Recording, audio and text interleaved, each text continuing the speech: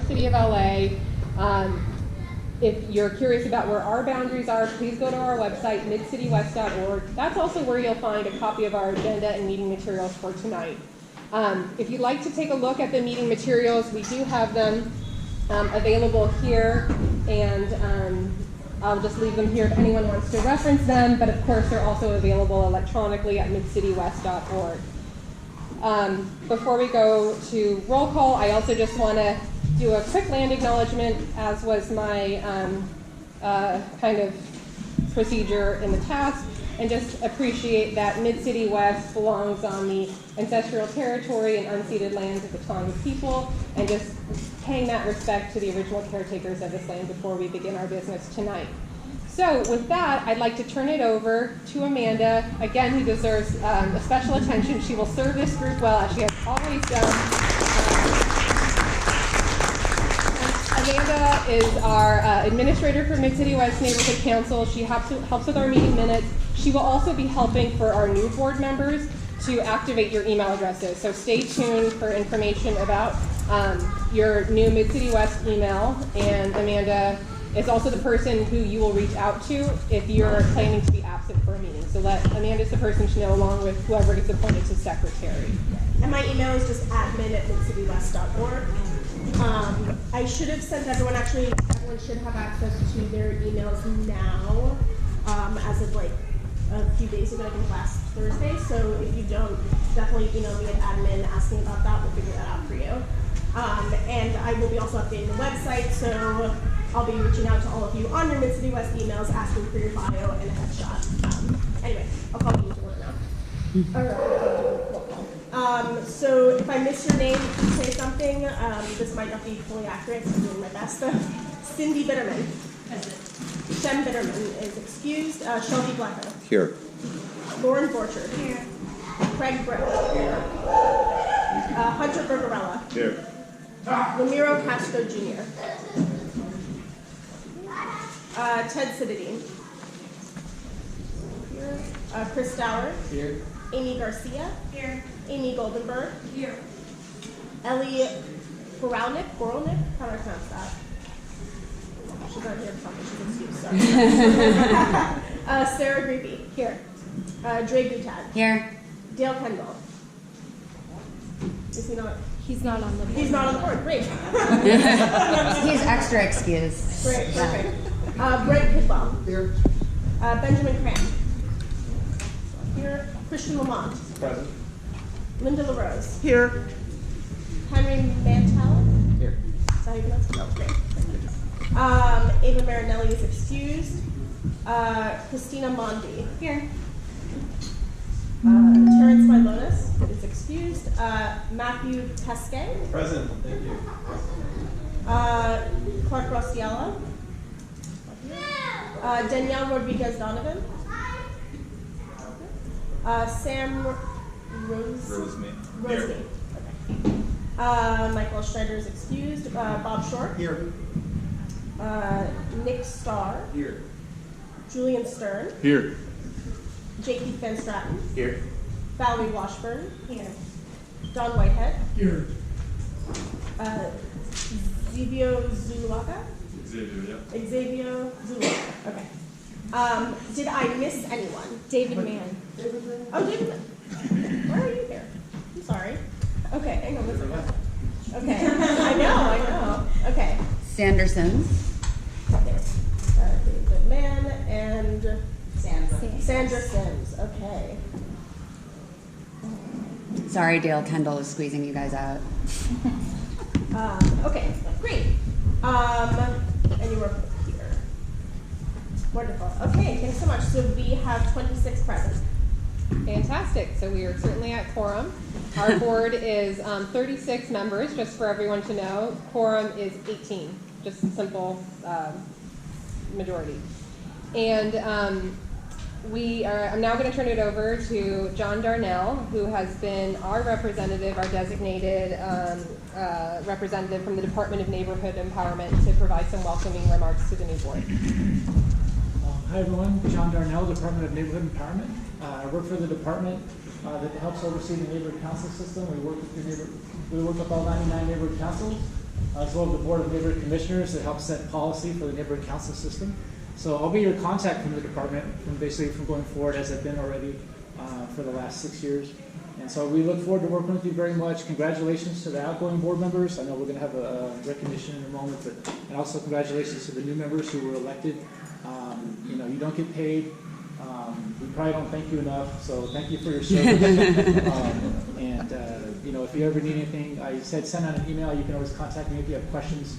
I know oftentimes too, you know, it's also good to ask questions of the board members that were here before you, because sometimes there's traditions or norms or different things that might happen that you know, you might want to know about. But you can always reach out to me. You know, if you have a question about your bylaws or some city policy that affects neighborhood councils, I'm happy to help you out with that. So congratulations again on the new board, and we look forward to working with you. And thank you. Thank you very much, Sean. And in recognizing our outgoing board members, I had talked a lot at our last board meeting, so I won't necessarily rehash all of the impact that the last board made. But I will say that this board will have the opportunity to carry forward a lot of the things that had been started, should that be your interest. For example, we've had discussions around venue location changes. The park is an incredible venue. We're limited on Wi-Fi, so there have been conversations about Television City being a future host. So you all will get to decide where the next meeting location is and carry that work forward should you decide that you want to explore different meeting options. You'll also be able to carry forward work from the last term around hybrid as an option for both public participation as well as board members. There is a lot to understand in terms of protocols and processes with running hybrid public meetings, and John will support you on that should you decide to pursue that moving forward. But I just want to acknowledge that you all have so much opportunity ahead of you in terms of what you want to do, but there are also things that were started from the last board. Please don't be shy about reaching out to me. I think most people have my personal email. If not, I guess my Mid-City West email will be active for a little while, so reach out there and I'll get you on my personal. And I'm always happy to be a resource to this board and to all of you individually should you want my help in any way of navigating city processes or things like that. So, yes. I have, if anyone in the audience would like, I have some extra agendas, so I don't know if anybody would like some. I'll just put it right here on the camera if anybody would like.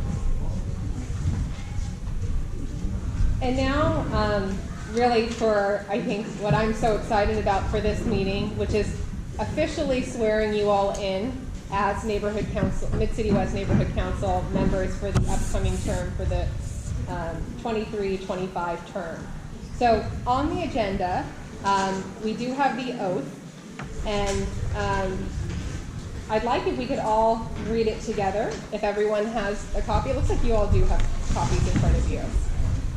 And after we do the Neighborhood Council oath, I would like to get a group photo on our website and on our Facebook, if you all would indulge. That I think is a great thing to do. You all will be working together really closely over the next 2 years. John, do they have to put their right hand or anything like that? We could all stand up and put up the right hand. Okay, let's go.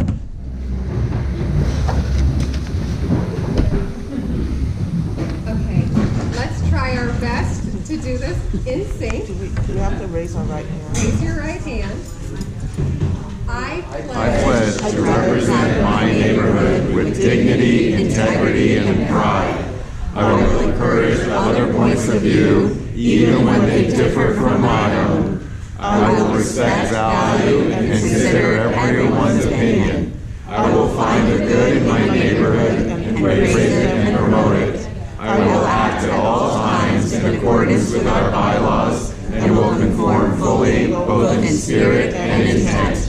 To my neighbors, to my neighbors throughout the city of Los Angeles, I pledge to do this to the best of my ability.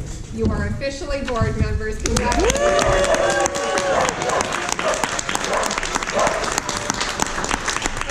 And perhaps if we could all kind of gather in this area, maybe some people in the front, those in the back, and then I'll take a picture. Tall people in the back. Wings in the front, this in the back. Short people in the back.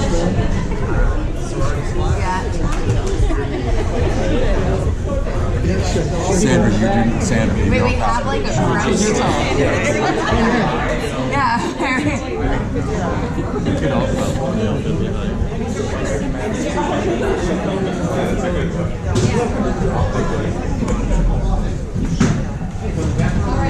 could all line up in order of height and then we'll use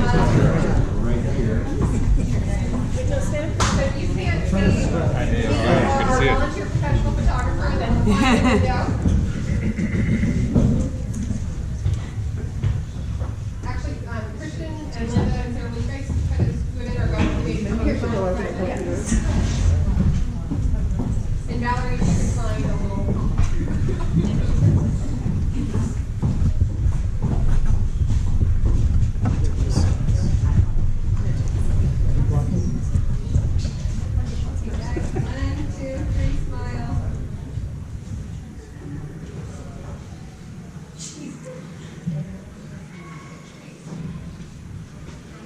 Congratulations all.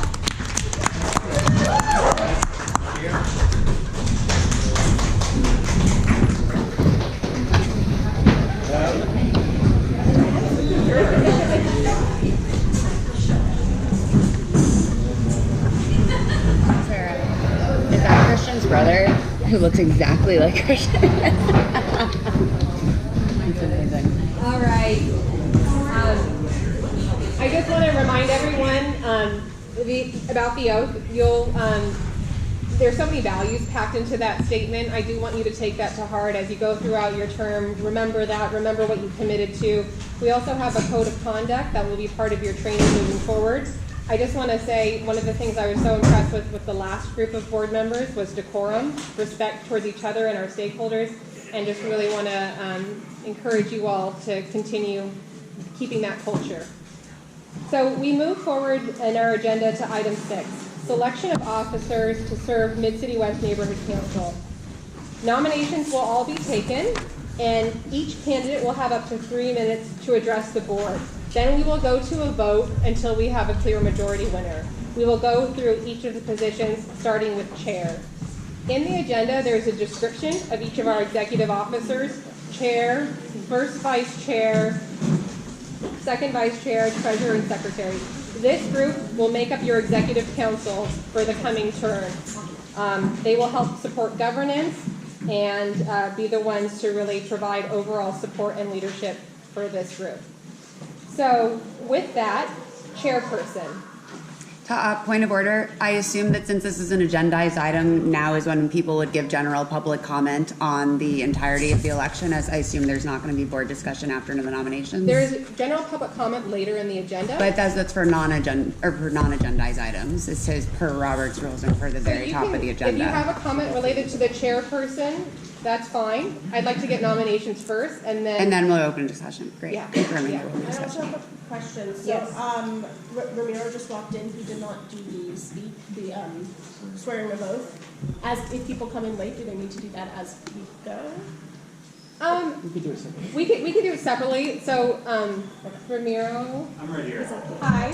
Okay. Well, if anyone else comes, then we can do a special swearing in for you. Sure, I appreciate that. Of I course. was at the senior center. There were other people looking for the meeting, and then this door was locked. I see. So like it was quite the Home Alone escapade. Yeah. I'm so happy you made it, and it sounds like we might have some others trickling in. So yeah, we'll do a separate one towards But the they end. can vote without doing the swearing in. Yeah. Okay.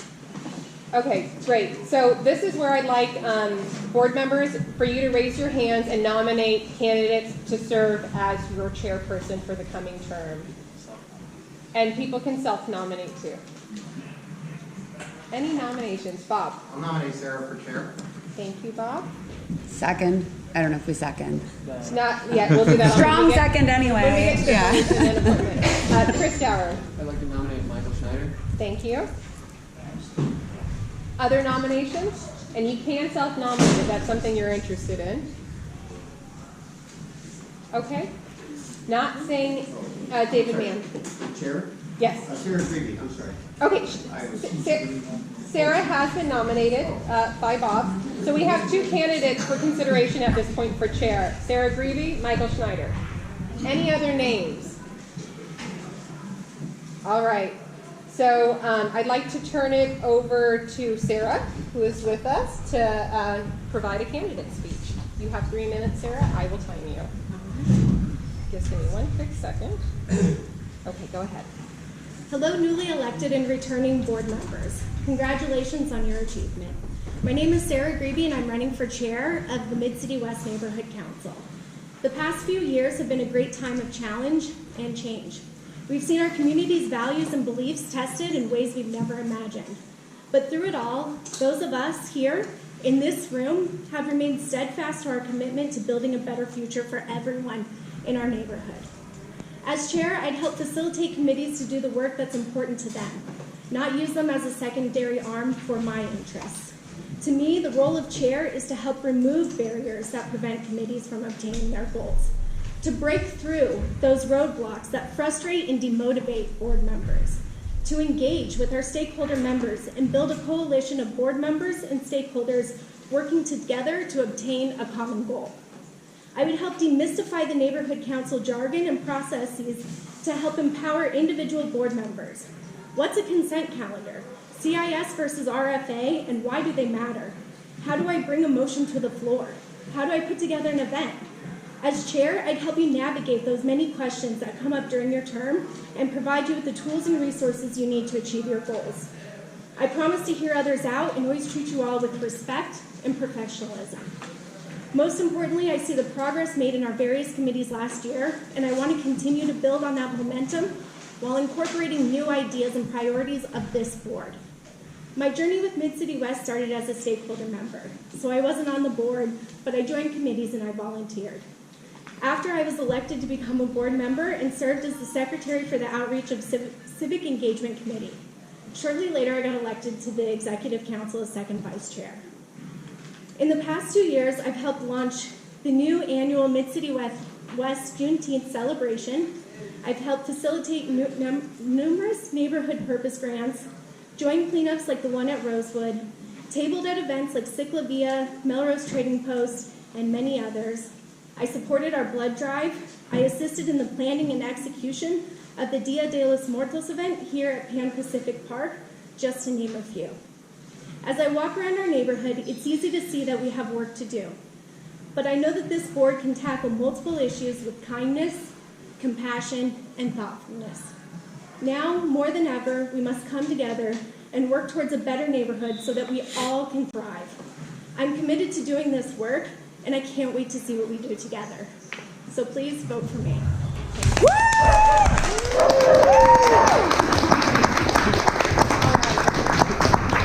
Michael is not with us. However, I think he may have shared something if somebody wanted to. Yeah, my girlfriend recorded a speech for today. Sorry, one second. And I'll also, Chris, once you hit play time for 3 minutes. And so for those who, I just want to make sure everyone heard, Chris is going to play on behalf of Michael, who's not with us here in person, his candidate speech for chair.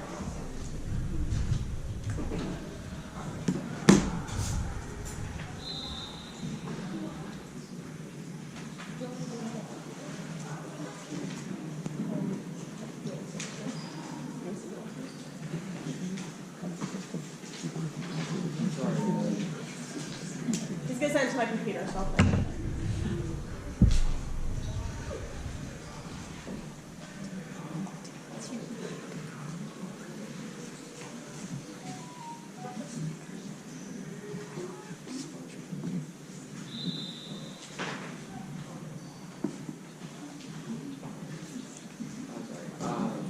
This one?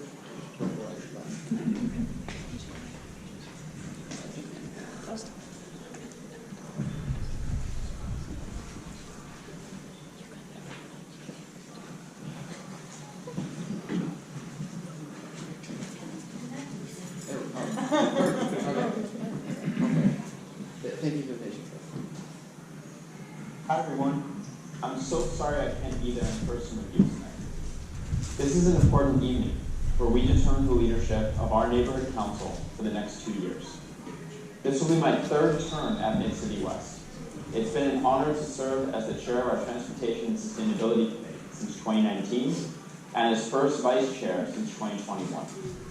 I've learned so much from all of you and from serving our community, and tonight I would like to throw my hat in the ring to become your chair for the 2023 to 2025 term.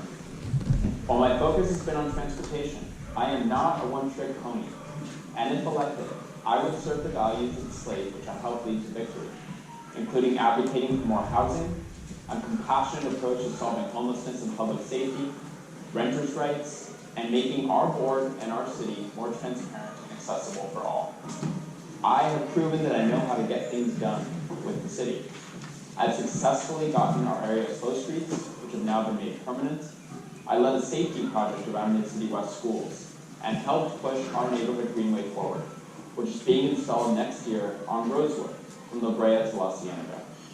I also led a signage project across Mid-City West to increase awareness of our neighborhood council, created our new website, initiated the creation of our youth seat, led the charge to rename us to a neighborhood council from a community council, proposed our consent calendar, which has saved us time in our meetings, and participated in Operation Sparkle, helping to clean up the Melrose corridor. Lastly, I've gotten stop signs installed throughout our area and gotten right-turn-only restrictions implemented in certain areas at residents' request to cut down on cut-through traffic. This last election, I successfully helped lead our slate to win 33 out of 36 seats, all while upholding our values and engaging with our community here in Canton. If you vote for me as chair, I pledge to you to listen to everyone's needs and concerns, even those that I disagree with, and lead our board to continue to be a force for good and positive change within the city of Los Angeles. Thank you. Great. Thank you for that, Chris. All right, now we're going to go around. Amanda will lead us through the process. She'll call your name, and then you'll say whether you want to vote for Sarah Dreby or Michael Schneider. What happened to the commenting after? So John and I were just talking. Yeah. There is only one position, one appointment, where we actually have to do a vote. That's treasurer, because it's funding related. So at that point, we'll have a motion on the floor and can have general public comment. So you can make your comment at that point. Public comment. So then, in terms of the, It's just Robert to the board says that there has to be motions for these, but the Brian actually said that. Okay. Okay, thank you guys. Sorry, thank you for your patience. We only do this every 2 years. This is my first time. And so before we do the roll call vote, we'll do general public comment, as has been my practice, is inviting our guests to share any thoughts first, and then we can go to board discussion, and then we will do the roll call on chair. And then whoever gets a simple majority will be appointed. Okay. thank you both, by the way. Yeah. Any comments from our guests? Absolutely. Lindsay. Hi, everyone. Congratulations to the new board. Get ready. You're in for such a treat. It really is such a pleasure. My name's Lindsay. I have served on neighborhood council since 2019. I really loved my time at Mid-City West. It was really amazing. You are about to really have a good time.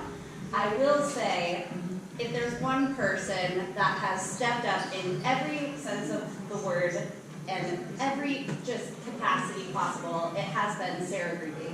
And I know you guys might not have had a chance to work closely with her for things, but I, as co-chair of Social Racial Equity Committee with Taylor, we really got to work side by side with Sarah for a majority of our projects that we took on. And she is one person that will help no matter what. She is there for every step of the way. She's willing to put herself forward and really put herself out there to create such a space for everybody to really feel comfortable and welcomed. And I can't say enough good things about Sarah's commitment and leadership and her willingness to put herself out there and work hard for the community. So if you, I know you guys don't, some of you new people don't necessarily know everybody, so I will say I would put my 100% backing behind Sarah if I were voting here today. So that's just my little piece for that. Thank you, Lindsay. It's so good to see you. We plan to wear orange dresses, by the way. I want everyone to be aware of that. No, how great to have our former board members join us. And I just want to say 2 minutes for public comment, so Lindsay did that in 1 minute and 30 seconds, but I am timing. Yes, the floor is yours, the woman in the purple. Thank you. Good evening. My name is Stephanie Flores, and I've been here 35 years.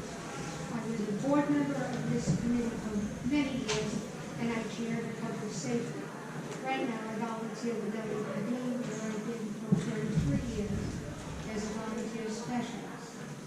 And all, I do not know this young lady, but I think we all would have to admit, gentlemen, when you want a job well done, you give that job to a woman.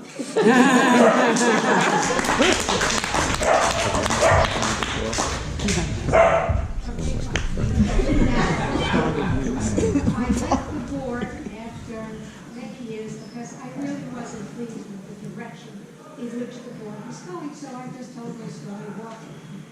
And I'm very glad to see some new people. I don't know you all, but I do know Mrs. Brill and Blacker.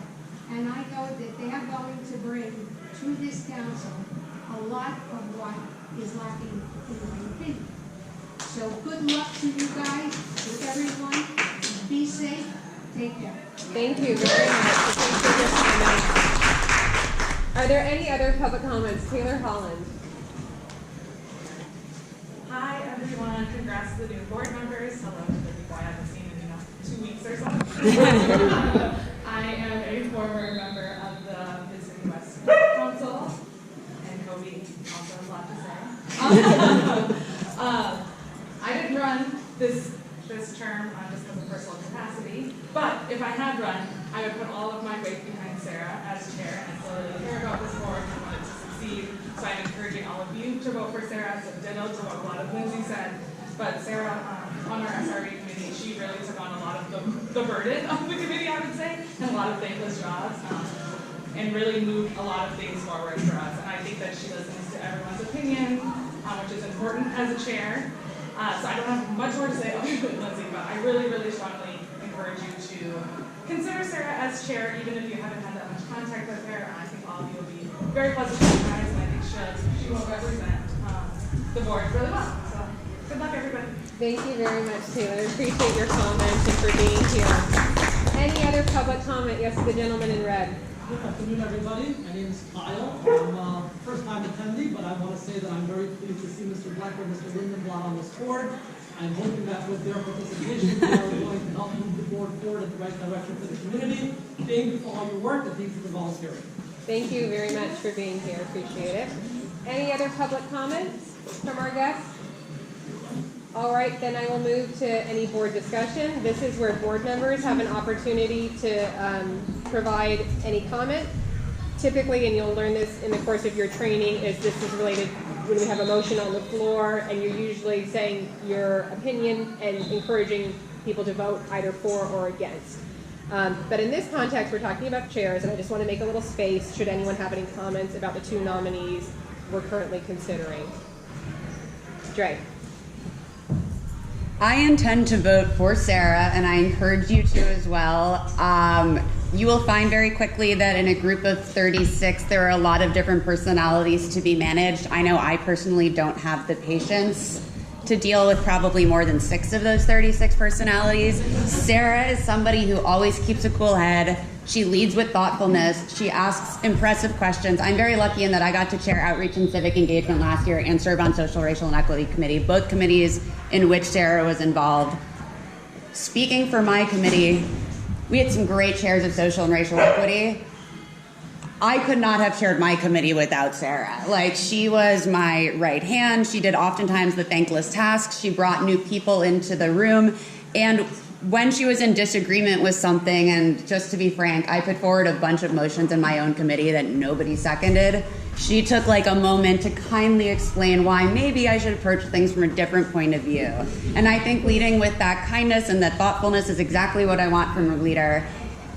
I trust her fully and completely. I think she's fantastic. And the other thing I think you'll learn in a board of 36 is there are people who are doers and there are people who have a lot to say but don't necessarily feel like they need to get their hands dirty.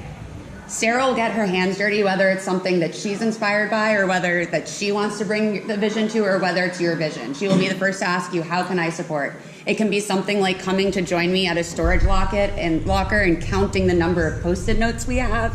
Very thankless tasks, to organizing like our big, like basically our marquee events that we do. We don't have that many events we do annually that really bring the whole community together, free, fun, exciting. The two that we had last year were both spearheaded by Sarah, so she's a no-brainer.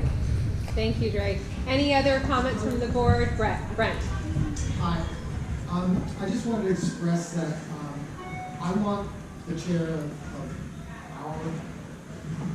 the City West Neighborhood Council, the Board of Association Council, to be an upstanding and honest,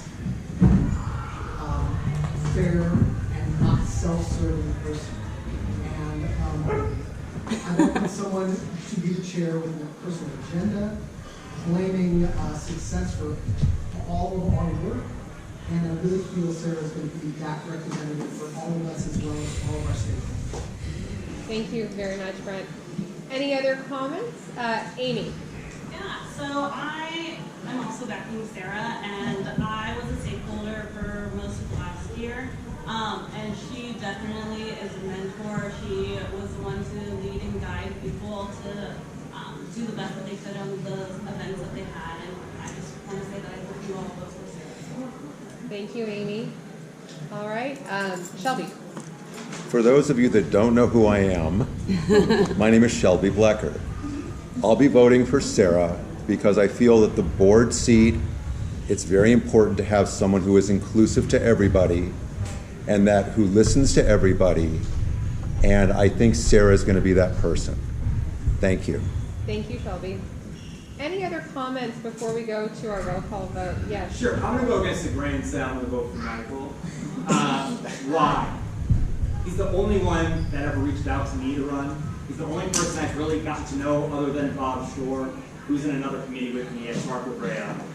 And so like I already can hear the tension that he must be stirring here, kind of saying it without saying it. But in my opinion, he's an upstanding person. He uses his voice, and I saw him get torn apart when he had a different opinion and he kept his school, and I commend him for that. So like, I just want to say I will be voting for Michael. I believe he deserves a chance for all the work that he's done. And if this is how it's starting, I hope we can work well together despite the past, because this is my day one. And I look forward to working with all of you, whoever is chair. Thank you. Any other comments? Julian.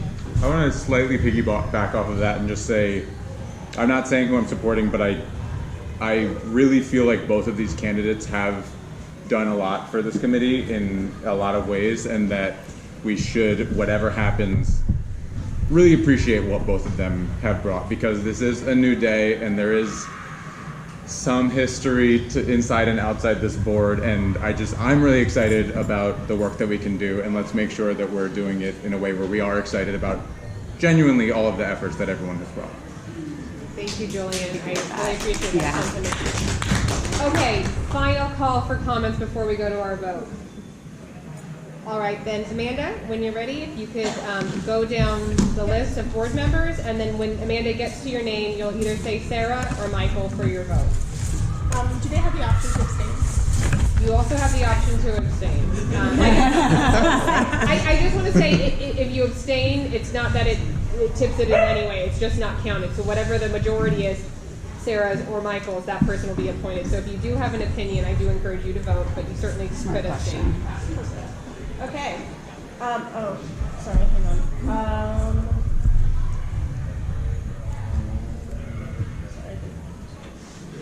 Okay. Cindy Bitterman. Let's see if we can go reverse alphabetical order, but I guess not. Okay. Sarah. Shelby Blecker. Sarah. Lauren Borchard. Sarah. Craig Brill. Sarah. Hunter Bergarella. Sarah. Ramiro Castro Jr. Michael. Chris Dower. Sarah. Amy Garcia. Sarah.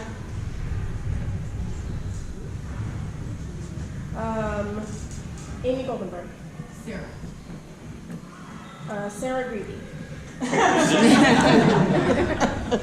Abstaining? Dre Gutag. You have to say it out loud. You do have to say it out loud. I did. She did. She did. Dre Gutag. Sarah? Okay. Brent Kidwell. Sarah. Christian Lamont. Sarah. Linda LaRose. Sarah. David Mann. Sarah. Henry Manta. Sarah. Christina Mondi. Sarah.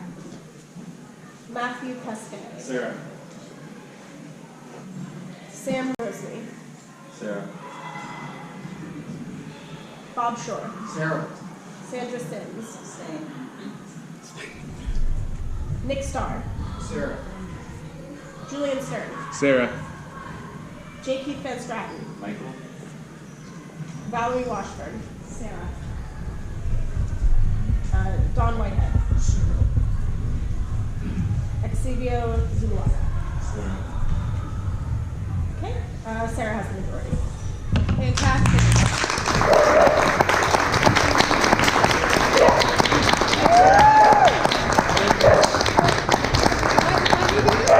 To congratulate our new Madam Chair, Sarah Greedy. I invite you, if you'd like to make any comments, an acceptance speech. I'll keep it short for you guys. What I said in my speech, I really meant it. I want to lead with integrity. I want us to work together as a board, and I promise to treat everyone with professionalism and respect. And you guys will all have my email. Please reach out if you need help, and I'll be reaching out to you all. So thank you.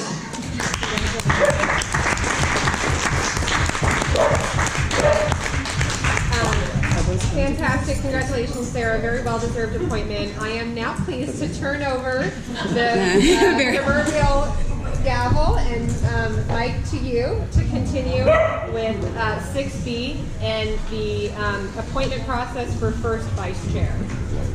Okay, everybody. Wait, non-point of order. I just feel like Lauren Nichols, we have put so much on her shoulders the past few years. She has resolved so many things. As people said, there has been tension spoken or unput. She has always led with integrity, dignity. She has led by example. She has spoken to people with patience and knowledge. And I cannot express enough how I ran, for those of you who didn't know, not on a slate last time. It was like me and one other person.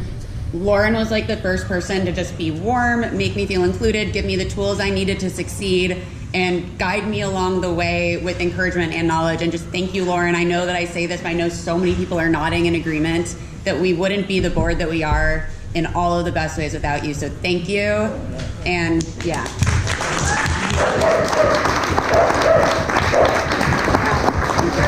You're in good hands with Ms. Greedy, and so Sarah, I'll leave it to you to continue, and John and I are here to support you in this. She has to still officially be. We're not doing a motion. We don't have to do a motion. It's just a simple vote in terms of who has the majority. We will vote though on the secretary position, or excuse me, the treasurer position, since it is funding related. Okay, well, thank you, Madam Chair. I look forward to getting this started. So next up on our agenda is nominations for the vice chair position. Do we have anyone that would like to nominate someone or nominate themselves? David. I would like not to nominate myself, but Lauren Bouchard. Okay, you'd like to nominate Lauren. Okay. Do we have Chris? I'd like to nominate Michael Schneider. You would like to nominate Michael Schneider. Okay. Do we have additional nominations? We didn't receive anything that Michael would accept that. He has expressed it to others on the. Oh, did he? Yeah, Okay. yeah, yeah. All right. Okay. I nominate myself. Okay. And then Brent has nominated himself. Any other nominations? So the nominees are Lauren Borchardt, Michael Schneider, and Brent Kidwell. And now we open it up to general public comment. Okay, and following what we did last time, we'll be opening it up to general public comment. Is there anyone from the audience that would like to speak?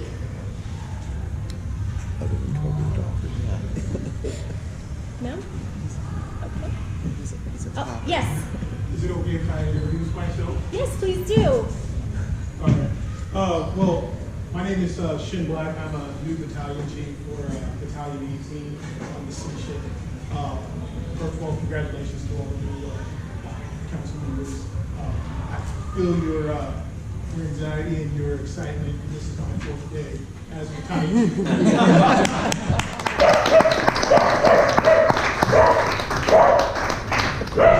Thank you. So my purpose here was to introduce myself and just give you a little information about the Battalion 18 office. We cover a wide area from Lemoore Park on the east, Slauson on the south, what borders Culver City and Beverly Hills to your west, and kind of splits between Sunset and Melrose to the north. The 2 fire stations that cover the majority of your council district would be Fire Station 61 and Fire Station 68, where I'm housed. There's also a little piece that's handled by Fire Station 27, which is in Battalion 5. I'm 1/3 of the command team in Battalion 18. We have a 24-hour platoon duty rotating. So we're going to have also 2 additional battalion troops that we're going to be working with. And the main goal for us is to be there and liaison with the community to assist in whatever we can to solve the problems that may come up in the city that the fire department can assist in. Things like emergency disaster preparedness and resiliency and things of that nature. So we just want to let you know that we're here to do the hand-to-feet service and bridge any gaps and bend any corners that we can to, continue to make this a safe community.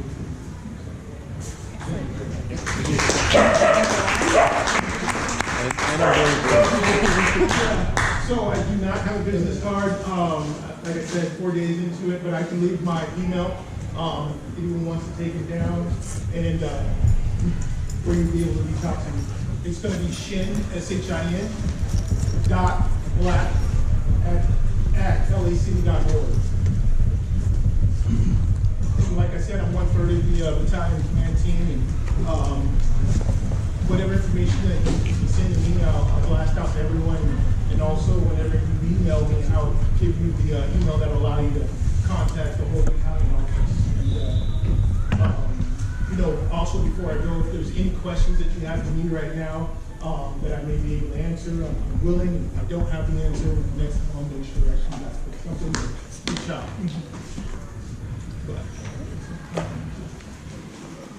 Thank you for your service.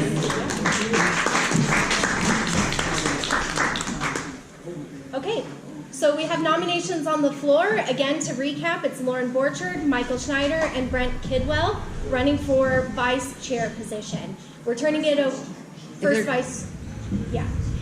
turning it over to the board to see if there's any discussion on the nomination. Are the nominees going to speak first? I thought we did, you're right, sorry. Nominees, please give your speeches. Thank you, Bob. And I can help with time, and as it says in the agenda, 3 minutes. Yeah. Is there someone that is here that would like to give their speech? Brent, feel free to take the floor. Didn't plan on this. I'm actually going to vote for Lauren, but I wanted to give, in case enough of you didn't care for Lauren for this position, I wanted to give you an option to consider rather than the alternative. So, I really want people representing this council to be good and kind and representative of everyone and ethical and not shady. So thank you for considering me.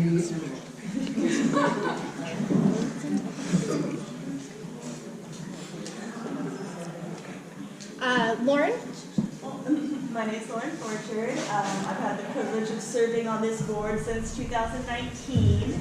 I've served on clock since I began. My first term I served on the Streetscapes and Commerce Committee as well, and this last term I served on the Social and Racial Equity Committee, which has been very wonderful in this turbulent time that we're going through in this country. I really love serving on Mid-City West and appreciate the friendships I've made and how collaborative we can be, and just amplifying not only our neighborhood, but ourselves in the process.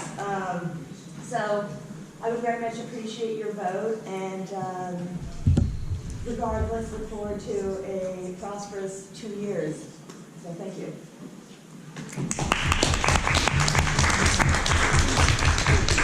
Okay, now we're opening it up for public comment. No? Oh, do we have someone? Sorry, we can't see one. So, I've had the pleasure of serving with Lauren on a few committees.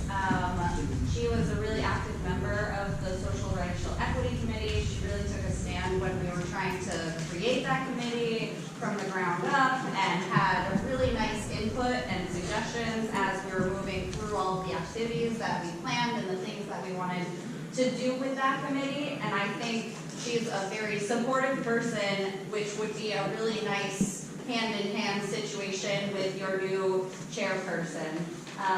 I have not had the pleasure of working so closely with the other candidates, Brett being new and Michael being on other committees that I've never served with, so I can't speak to that, but I do know, as somebody who knows Lauren quite well, that she's not married to her own ideas, which I think is a really important thing to have when you are in public service.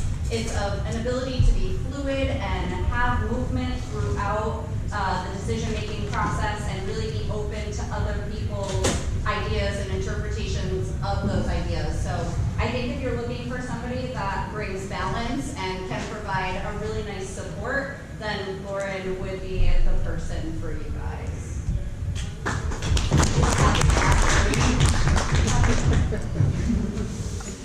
Okay. And one more. Okay, thank you. I also, again, hi. Don't have much to say other than Sarah, but I'm delighted to see some new people step up for service. So Brent and Lauren, congrats for taking this step in the leadership position. I just wanted to mention that, again, as an SRE member, Lauren has been very, very proactive and was instrumental in creating the Social and Racial Equity Committee in 2020. And I've also served on Planning and Land Use Committee, which Lauren chaired last term. And it's a very, very hard committee. For those of you who aren't familiar, it takes a lot of work, and Lauren stepped up very graciously when no one was able to take the chair position. So I think she's made it very clear that she's willing to do a lot for the committee, and I think she would be great.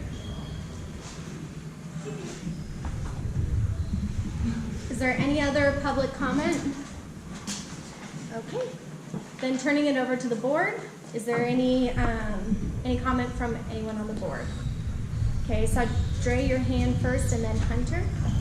For those of you who are unaware, Pluck is like a nightmare. Like, you have to read like this much text, you have to sort through all this stuff, and then whatever you do, you're gonna piss everybody off. And similar to what I said about Sarah, it takes a certain level of patience and grace to deal with people, but the way Lauren has dealt with people as chair of planning and land use has been great. When people find out I'm a member of the Mid-City West Neighborhood Council, one of the more common questions I get is, do you know Lauren Borchard? I'm like, I do. They're like, man, she's great. We talked on the phone. Like, random people, she will call stakeholders 10 times a day to answer their questions, make herself available on planning and land use. And I know as a second, first, whatever vice chair, she will do the same for us. She will make herself available to us as board members. When I first joined the board, other than this Lauren stepped up a lot, where I had questions. We were on Zoom at the time, and she was amazing that she'd be like, you can go watch this video at this minute, and she would do all of the work for me in the way that I like knew that if I knew her in high school, I would have copied off her tests. So with that, I strongly endorse Lauren and encourage you guys to vote for her.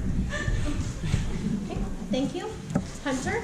I'm just here to speak in support of Lauren. I'm on the Planning and Land Use Committee with her, and it is a lot of work, and it is a lot of organization and a lot of hassles, and she has done an extraordinary job alongside with Chris on all that work, and I fully support her candidacy. All right, Chris? And then Yeah, I just like to second what Dre and Hunter said. Without Lauren co-chairing, secretary, planning land use, it would be a nightmare. And working with her, she makes pluck easy. And I plan to support her for first vice chair. Bob? This is going to sound familiar. I have worked with Lauren for, I guess, more than a year now on Pluck. Before that, I've worked with Lauren on the Mayor for Mile Democrat. In each position I've seen her exhibit leadership, I've seen her exhibit efficiency, I have seen her get her hands dirty and do the work. Lauren does the work. When she sees something that needs to be done, she doesn't screw around, she just gets it done. I'll be voting for her. Thank you. Shelby? Hi. I will be voting for Lauren, even though I am not one of the people that she has called and had conversations with. But I do know she has heard me over and over and over again on public comment, and she's taken my comments to heart. I don't feel that it would serve us well to have people that would be bringing conflicts of interest to our board on a regular basis, and I don't see that in Lauren, so I'll be voting for Lauren. But we like you a lot too, Brent. Okay, is there anyone else that would like to speak on behalf of either nominee or all, one of the nominees? Okay, with no one else that would like to speak, it is time for a vote. Cindy Bitterman? Shelby Blacker? Lauren. Lauren Borchard? Lauren. Craig Brill? Lauren. Hunter Bergerella? Lauren. Ramiro Castro Jr.? Abstain. Ted Siddiby? Oh, sorry, he's not here. Chris Dower? Lauren. Amy Garcia? Lauren. Amy Goldenberg? Lauren. Sarah Greeby? Lauren. Drake Utak? Lauren. Brent Kidwell? Lauren. Christian Lamont? Lauren. Linda LaRose? Lauren. David Mann? Lauren. Henry Mantel? Lauren. Christina Mondi? Lauren. Matthew Pesquet? Lauren. Sam Rosemy? Lauren. Bob Short? Lauren. Sandra Sims? Lauren. Nick Starr? Lauren. Julian Stern? Lauren. J. Keith Van Stratton? Michael. Valerie Washburn? Lauren. Don Whitehead? Lauren. Exivio Zuluaga? Lauren. Okay, Lauren has the majority. Well deserved. Lauren, would you like to say something? You have about a minute. Well, thank you all so much. I wasn't expecting it to go quite this way, and the vote of encouragement and support is just, it's heartwarming, and I just look forward to supporting Sarah and her leadership, and all of us, for a fantastic next 2 years. So thank you very much.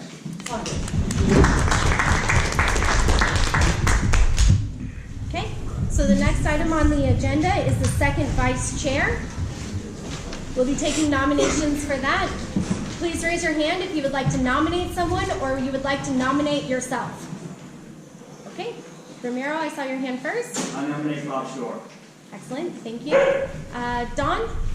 I'd like to nominate Dre, despite the fact she copies other people's tests. I appreciate the nomination. If I could take your goodwill and decline gracefully, though, thank you. I'll mess everything up. I'm too opinionated for the EVP. Is there, yes, Valerie? I nominate Michael Schneider. You nominate Michael Schneider, okay. Is there another nomination? I'd love to nominate, I don't know, it hasn't been discussed, but speaking of the people who are here in SRA who did a great job, I would love to nominate Amy Garcia, who stepped up hugely last term, kind of out of nowhere, so you deserve to be recognized and lead. Do you accept? Sure. Thank you. Okay, so currently I have the nominees as Bob Shore, Michael Schneider, and Amy Garcia. Is there another nomination? If there's no other nominations, then it's time for the speeches. And we will go ahead and start with Bob. Thanks, everybody. I guess I started getting involved publicly with Parker Bay Residents Association. I think some of you know what I've tried to accomplish, and I guess the results I've achieved, I hope they speak for themselves. In the last year and a half, you've seen me in action here. You've seen how I comport myself. You've seen what I try to accomplish. You've seen how I try to accomplish it. And honestly, I'm just going to promise more of the same. So I hope that's enough, and I ask for your vote. Thank you.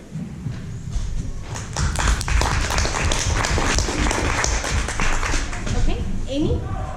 Hi, everybody. For those of you that don't know me, my name is Amy Garcia, and I've been part of the MCW Neighborhood Council since May of 2021 as a stakeholder. So this is my first year as a board member, so we'll let it. So during my time, I spearheaded the Day of the Dead themed Halloween event with Pan Pacific.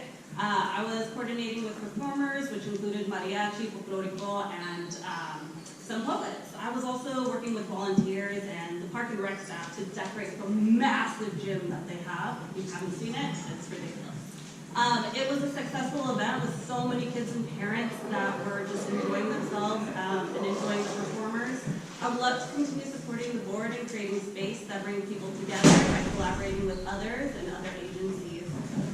So we can just continue bringing events to this neighborhood council. I know I can hit the ground running as a board member since I've gained the knowledge on how to navigate the resources available to us and create room for collaboration. I look forward to making an impact on this neighborhood council.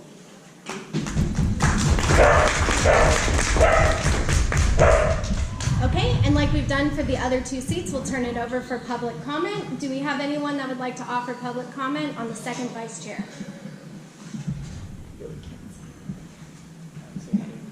No? Okay. Well, with no public comment, we'll turn it over to the board. Is there anyone that would like to give comments on the nominees that are before us? Again, those nominees are Michael Schneider, Bob Shore, and Amy Garcia. Ramiro. I nominated Bob because I work with him at Parker Brea board, and I've seen his leadership. I've learned from Bob. He taught me Robert's rules. I mistakenly thought they were his rules. And I learned how to be on board. I've seen him do a lot. He's brought politicians over to our little community of 10,000, and I continue to learn from Bob as his example, being able to navigate tough personalities, both inside boards and outside. I also think his legal experience brings a lot to the table. So I'll be voting for Bob for those reasons, and I hope you do too. Thank you. Would someone else like to? Julian. I also will be supporting Bob. I want a Bob Shore more of the same t-shirt. That sounds like a however, I just want to reiterate again, everyone, it's nice to meet you, Amy. I don't think we've officially met, but it's so cool to hear, like, there is so much that you can do on this board without being in any leadership position. So, no offense, these elections don't matter that much. They matter so much, but they don't hamstring anyone as an individual. And so I just want to say it's cool. It's just nice to be able to hear everything that everyone's done, and I know that there are, just no matter what happens, you can keep doing this stuff. And on Hearts, I've done so much without really asking anyone for permission, and it gets done. So, yes, done. That's true. Yes. Thank you, Julian. Would someone else like? Shelby. Hi, I'll be voting for Amy. No offense, Bob. I think, one, the board needs a good amount of diversity to it. And I think that's what Amy brings to the board. Two, I think the executive committee does have a certain amount of push when it comes to what comes before the board, what goes out to the meetings, what gets heard and what does not get heard, what gets fast-tracked and what does not. And I'd like to see more diversity. I'd like to see more equal dealing without an agenda, and that's why I'm voting for Amy. Thank you. Christian Lamont. I'm putting my support behind Amy. I encourage everybody to do so. Seeing Amy start as a curious stakeholder who showed up to committees, then pitched in, then became a volunteer, then stuck around, then worked through and became a board member, and he's now sitting here with the rest of us. I think that's exactly the kind of pipeline of community engagement and involvement that we need. You can always learn more about the process, but I think to see it through those eyes, to believe in it that much, I respect you, Bob, and I respect everybody else here, but we need new blood. We need new perspectives and new points of view and a new enthusiasm, and I believe Amy has that. Thank you, Christian. Is there someone else that would like to make a comment? Seeing no other hands raised, it's time for a vote. Okay. I'm so sorry. Give me 1 second. And again, to reiterate, the nominees for second vice chair are Michael Schneider, Bob Shore, and Amy Garcia.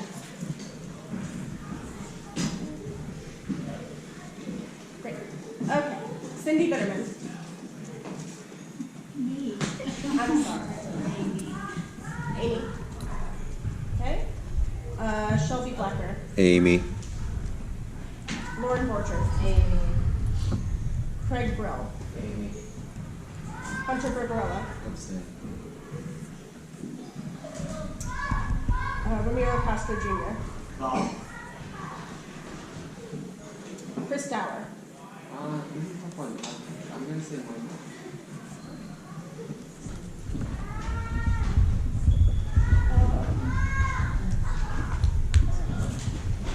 Amy Garcia. You were first, okay. Amy Goldenberg. Amy.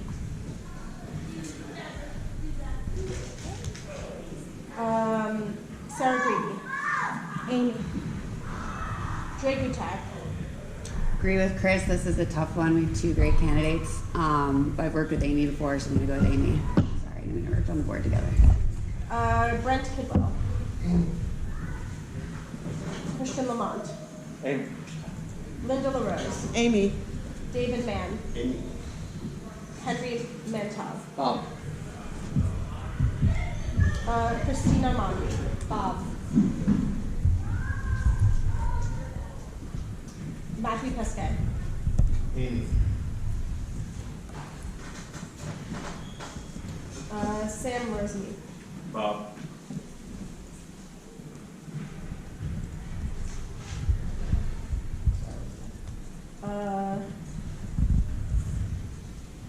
Bob Short. Bob. More Sandra Sins. Bob. Nick Starr. Bob. Julian Stern. Bob. J.P. Van Straten. Bob. Valerie Washburn. Michael. Don Whitehead. Amy. Xavier Ozuluaka. Amy. Okay. Amy has 15 votes. Bob has 9. So it's simple majority, right?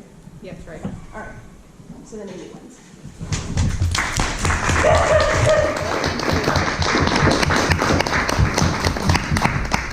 Amy, if you would like to say something to the board, you have a minute. I just want to say thank you all so much for your trust and being able to move forward in this neighborhood council. Thank you, Bob. I am just really excited to see what I can do. I'm already in conversation with other agencies to see what we can do and look forward to providing results. Excellent. Thank you guys very much. The next item on our agenda is the treasurer position that we will be voting for. Now, this is a position that has funding with it, so we need to do something special here. What? It just means that after we vote for everyone, we have to do something where we say we are appointing them and then vote on that. Exactly. We'll run the No, you process in the same way, and then we'll make a motion to appoint the majority winner. Got it. So it has to be. Okay, so as Lauren has said, we will start with nominations for treasurer. I saw Amy's hand first. I'd like to nominate Valerie Washington. Okay, thank you. Valerie has been nominated. Is there someone else that would like to nominate themselves or someone else? No one's that crazy. Sorry, Valerie. Going once, going twice. Sold with no other nominations. Valerie, would you like to give your speech?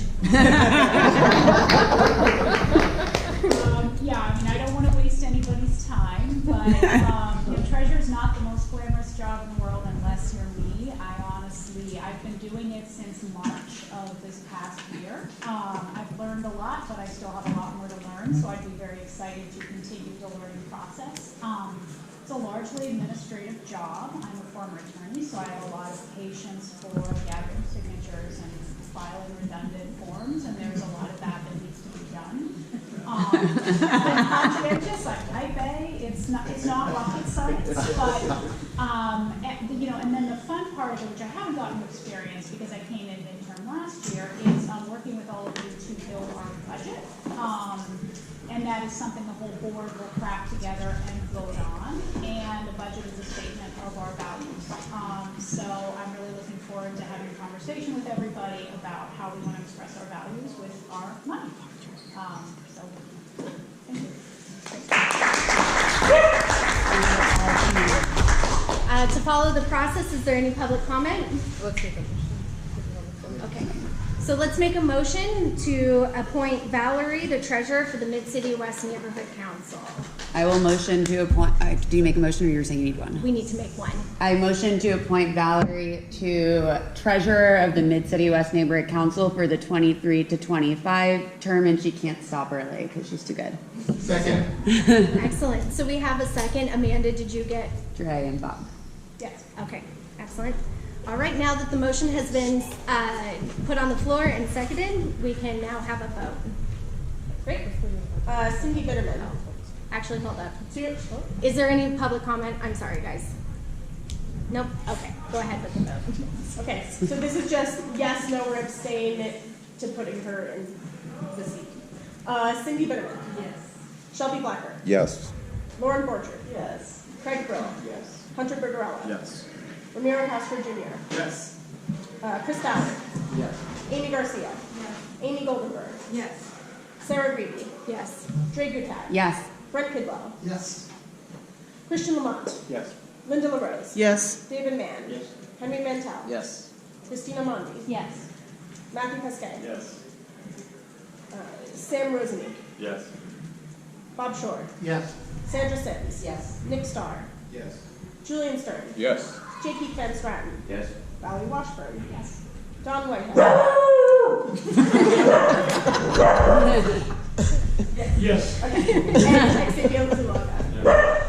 Okay, it's unanimous. Woo! Fine.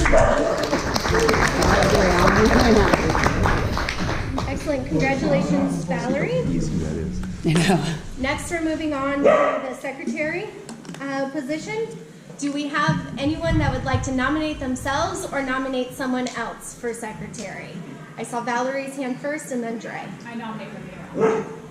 Ramiro has been nominated. Dre? While he's no Melissa Algaze, I will nominate Henry. And Henry Mantel has been nominated. Is there anyone else that would like to nominate someone or nominate themselves? Okay. Seeing no other hands, then next we will be moving to our speeches. Ramiro, would you like to give your speech first? I'd love to. I'm new here. I was late. And I think we need to have better signage, better ways to get people here. And I was a victim of that. So I will do this job with passion. I believe the secretary role, though not glamorous, is important. The minutes are a record for us and for all time. So I would love to really jump in to this job here by being part and being part of the records of this committee. I would love to be your secretary. Thank you. Thank you for your Okay, Henry? Hello, everyone. My name is Henry Mantel. Kyle, for those of you who I haven't met yet, I live over in Park La Brea. I'm a lawyer for the LA County Superior Court. I will be honest and upfront, the only experience I have of being a secretary for an institution is as secretary for the Brandeis Men's Rugby Club. That was in college, yeah. I like to think I did that job pretty well, and I know I will do my best at this job. Keeping records is important, and I am a good note taker, I can say that. I'm sure Dre would have been copying my notes if she'd been sitting next to me in college. Just the test answers. Okay, fair enough.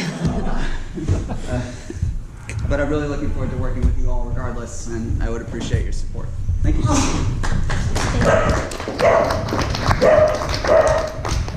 All right, now we're turning it over for public comment. Is there anyone that would like to give public comment on the nominations before the board? I don't see any hands. So now we're turning it over to board comment. And Lauren, I saw your hand. I would like to speak on behalf of Henry. I've gotten to know Henry over the last number of years through our work at the Miracle Mile Democratic Club, and in my experience, Henry just shows up. Often, I'm the membership director of that club, and I'm calling people, I'm emailing people, I'm following up, I'm confirming. Aside from our board members, Henry is the lone member where I don't do that. I know if he tells me he's going to show up, he's going to show up. And as somebody who's a former organizer in politics, like that, it means a lot, and it isn't the norm. And I have a sense that he will do a fantastic job through our club. He met Louis Abramson and was very involved in his campaign, and he's worked in housing advocacy. He has such a breadth of experience that will be so beneficial to our board, and I encourage you to vote for him. Thank you. Great. I'll just tell you why I nominated Henry, potentially against as well, so thank you for accepting. Melissa Algaze, the woman I mentioned earlier, I had the pleasure of serving on outreach and civic engagement with her last term, where before Sarah joined, she was the secretary of our committee, and really, you guys can tell I'm feisty but a little bit scatterbrained. Melissa just really understood how to organize things, put things together, be responsive in a meaningful way, that then she transitioned to board secretary and made that role into really a touchstone for the rest of the board, where she kind of knew the way that Lauren knows pluck, Melissa knows everything. Where I would reach out with the, hey, we want to put this youth seat up, how would we format it in this way? And she would immediately know and have the answer. My experience with Henry has been the same thing. He is so intelligent. He knows where to source information, and I can't stress enough how great it would be to have an attorney as our board secretary. If nothing else, to keep me out of trouble for the things I might say and make sure they're reported somewhat accurately. But truly, he's phenomenal. Everything Lauren said, can't speak highly enough of his organizational abilities, and that's really what we need for this role. Thank you for your comment, Dre. Is there anyone else that would like to speak? Bob. Sure. I've had the pleasure of working with Ramiro fairly closely for the last 2 years, and while I know Henry and like Henry, I've worked with Ramiro. I've seen him in action, and I know that he can do this job, do it well. He has my support, and I encourage you all to vote for him. Thank you. Brent. I like this guy. Before we just met, Henry and I go way, way, way back to that rainy day at the funny little museum on Wilshire. I met his dad and his brother, and learned that not only is he an attorney, he's an attorney who seemingly got into law to fight for the underrepresented. So to echo Dre, to have one of our officers know law, know Los Angeles law, has relationships throughout the city, and be a really upstanding person that's ready to get to know, I'm going to do Okay, thank you for your comment. Yes, Christine. Hi, everybody. I don't know either of you. I just want to say that that's kind of the cool thing, is that I don't know 99% of you. I have been involved in politics in other parts of the city, but I really wanted to get involved in my own neighborhood, which is kind of how I got started here. And I just wanted to acknowledge that everyone who has given statements on behalf of others has been just like so passionate and empathetic, and like I can tell that they really care for these people and they really respect their work. So for me, as someone who doesn't really know that much background about those who have been nominated, it has been a real pleasure getting to hear everyone's opinion and everyone's history with them. So this has been a really enjoyable moment for me. So I just want to say thank you to everyone who has spoken up. And yeah, let's get on with it. That was like the best one all day. All right. Is there any other public comment? Or board comment, sorry. Valerie. Well, I'm just going to say, having been secretary myself in a lot of volunteer organizations, I'm so happy to see two very qualified, enthusiastic men running for that role. Yeah, it's often the people.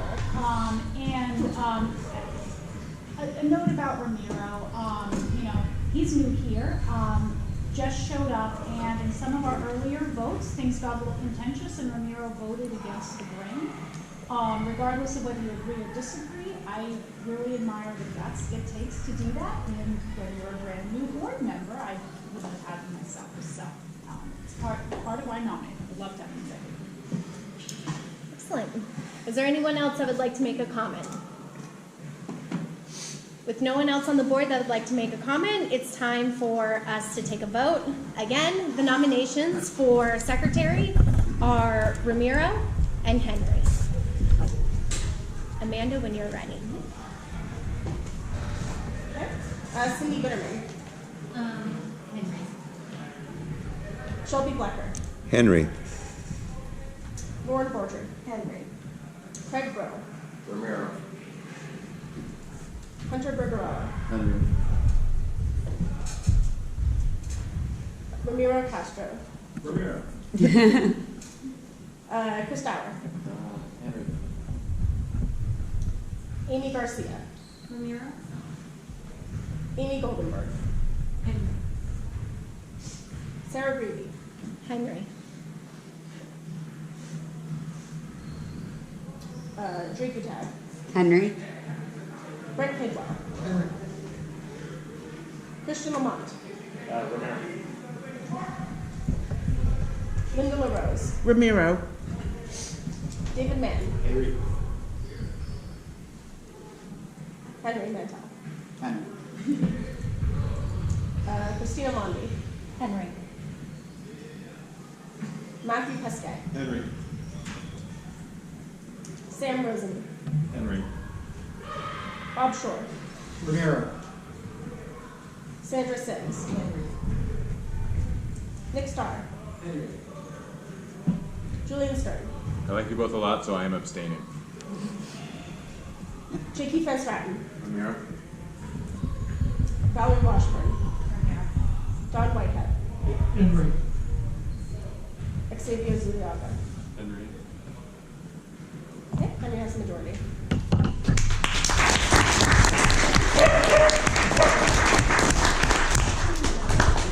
Henry, would you like to say something?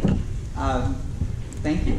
I'm flattered. I appreciate it, and I appreciate all the kind words of support from everybody who spoke on my behalf. I'm looking forward to the next couple of years as a secretary. Thank you.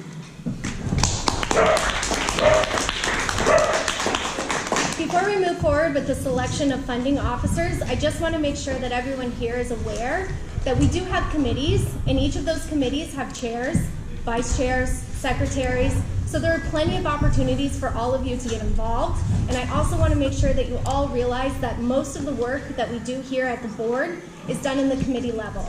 So taking a leadership position in a committee is a big deal, and it's one of those things that you can actually do change and influence what happens on the board. So please, if you did not make it onto the EC, there's plenty of spaces for you in the committee options. So please consider that.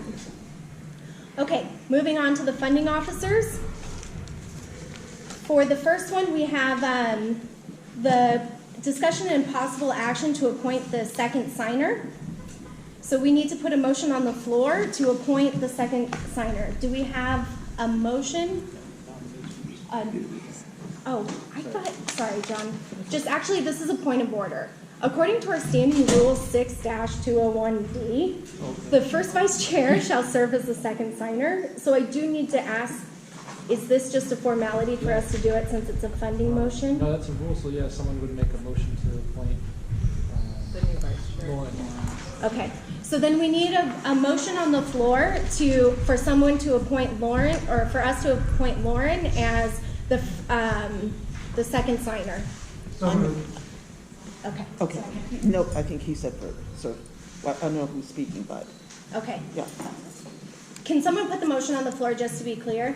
Move to appoint Lauren Borchard as the second signer from Mid-City West Neighborhood Council. Perfect, thank you, Bob. I second that. And Linda LaRose seconded it. Thank you guys for that, I appreciate that. All right, is there any public comment? It's kind of a rule, but. No, any board discussion? Okay, then since this is a funding motion, we need to do a roll call vote. So Amanda? Actually, Is it not? technically, you don't have to do them. Okay. So if you want to move faster, you can ask if there's any no's or abstentions. Perfect. And then the rest will just be yes. Okay, is there any no's or abstentions to move the meeting along faster? Can we use the time to applaud John Darnell for moving the meeting along faster? All right, so seeing no no's or abstentions, Lauren is appointed as the second signer. Okay, and following up with that, we have discussion and possible action to appoint the alternate signer. According to our standing law, our alternate signer needs to be the second vice chair. So do we have a motion to put on the floor to make Amy Garcia the alternate signer? Motion to make it. Okay, excellent. I'll second. That was correct. Craig Brill? Craig Brill, okay, excellent. So Valerie made the motion and Craig seconded. Is there any public comment on this?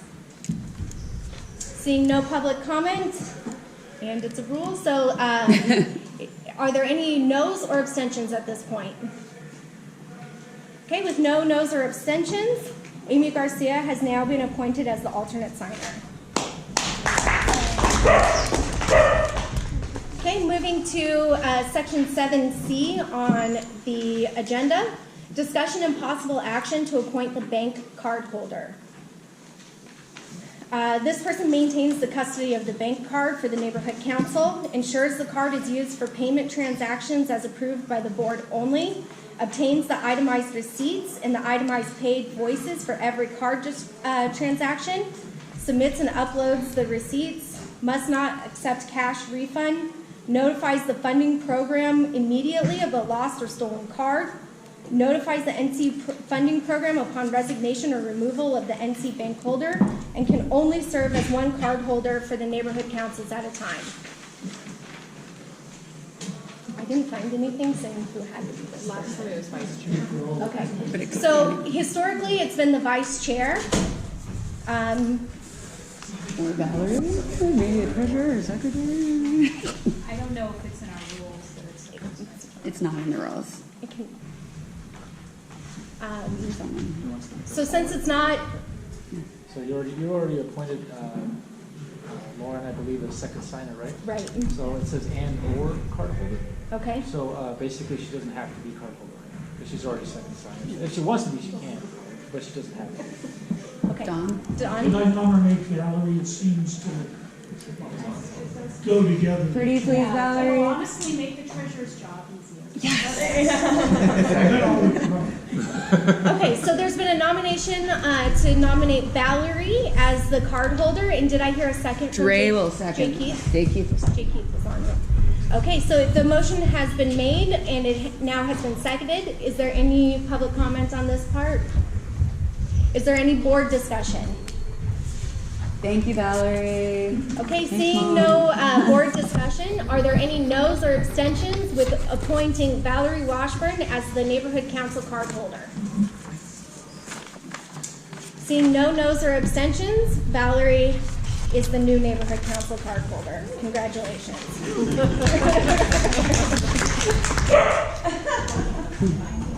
Okay, moving on. on to the next part of our agenda. It's the discussion and possible action to appoint a second card holder. The second card holder is responsible if the first card holder is out of town or if they're unable to complete their duties. Is there someone that would like to nominate anyone to be the second card holder? What's the tradition? Last year I did it. So chair. I would love for. I'd love to nominate Sarah. Are you willing to do it, or would you want that responsibility to be farmed out? Oh, it's okay. I can do it. And if someone else would like to be the card holder, please raise your hand. If not, I'll accept the nomination. Okay, seeing no one else interested in being a card holder. Is there any public comment on this? Seeing no public comment, seeing no board discussion, we'll now go to a vote. I'm so sorry. Who? I would be. No, I know it would be you, but who? Second. Thanks. Okay, Sarah second, and who did the? Valerie. All right, got it. Sorry. Please raise your hand if you would like to abstain or vote no on Sarah Grebe being the second card holder. Okay. With no no's or abstentions, Sarah Grebe has been appointed the second bank card holder. We can sucker someone else in a moment. Yeah, I will. Okay, moving to the next item on our agenda, it's general public comment. Hooray, we have someone to give general public comment. Thank you. My name's Daniel Pearl. I'm a resident nearby here. Congratulations to all of you. I'm here on behalf of the hundreds of people that play basketball outside here in the courts. And I'm hoping that you guys can help us. I've got some photographs here. Pass them around if you would. You'll see that these courts are, through the gracious funds of the Clippers several years ago, the courts were resurfaced, and now it's coming up. And the concrete underneath there is quite slippery, and they're full-grown men out there playing hard, and they're starting to slip and slide. And if there's anything any of y'all can do to help us get that resurfaced quickly, I try to get them to stop playing there on the dangerous course, and I can't get them to stop. All right? I'm 73 years old. I've been playing out there for 25 years. And it's very near and dear to me. It keeps me young, keeps me fit.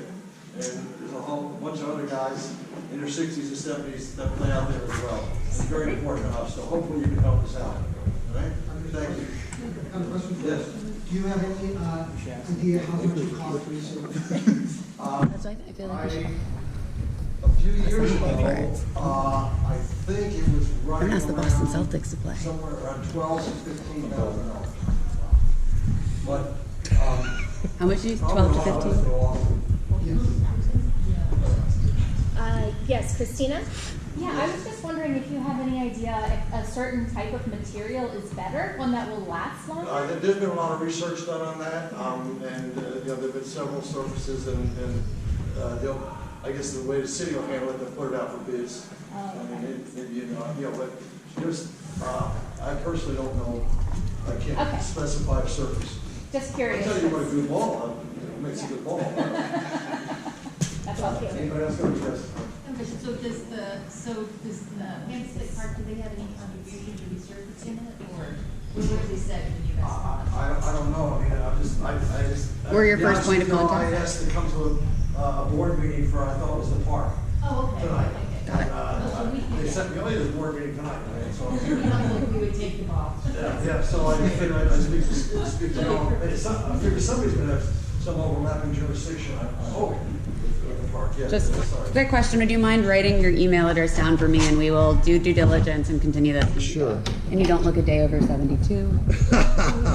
Was there Myself too, called Board Cruise Director, and I'm going to email you a survey about fun things we can do where we will not violate the Brown Act, but just for us to build like camaraderie and friendships. I just think that this board has great energy. People are getting along great. We've had a couple things this summer, great happy hour on Sunday, and I really feel like we're building a great team, and I want to continue that outside of the work that we do together. So please check your emails and respond to the survey send you as to like what your interests are, like game nights, Dodger games, just drinking beer.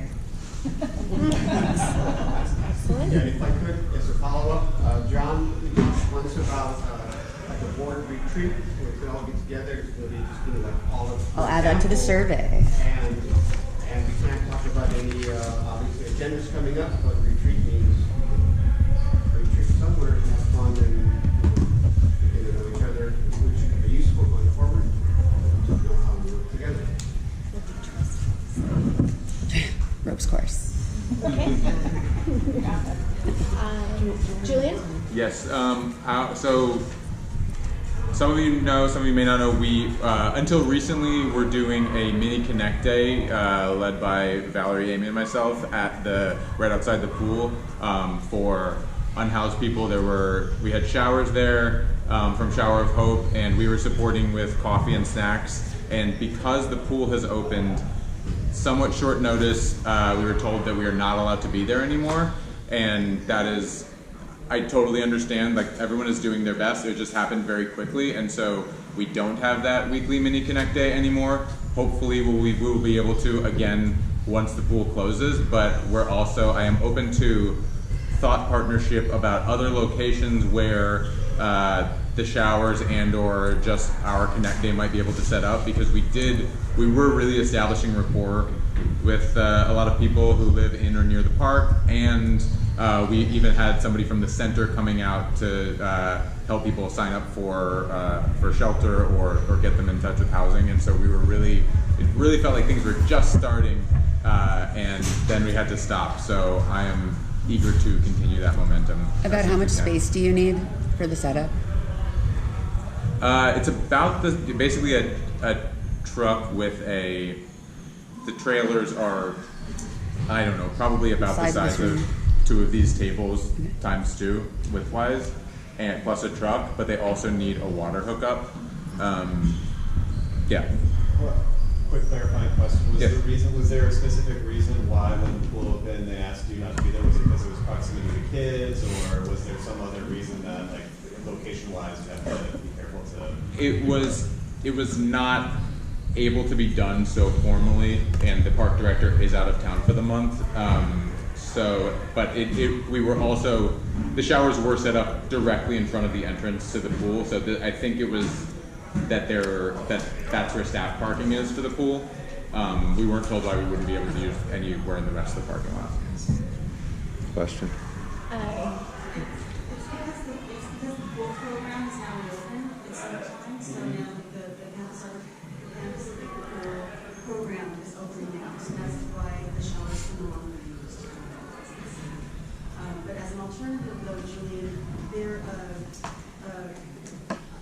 say 5 keys or Gold Keys, they operate a shower operation over on Ridgely and Wilshire every week.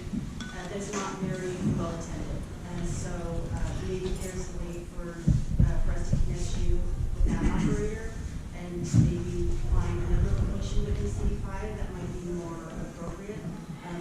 The one over by Wilshire and Ridgely is not very well utilized, and so it has a lot of capacity, but it should be Wilshire and Ridgely. The one that's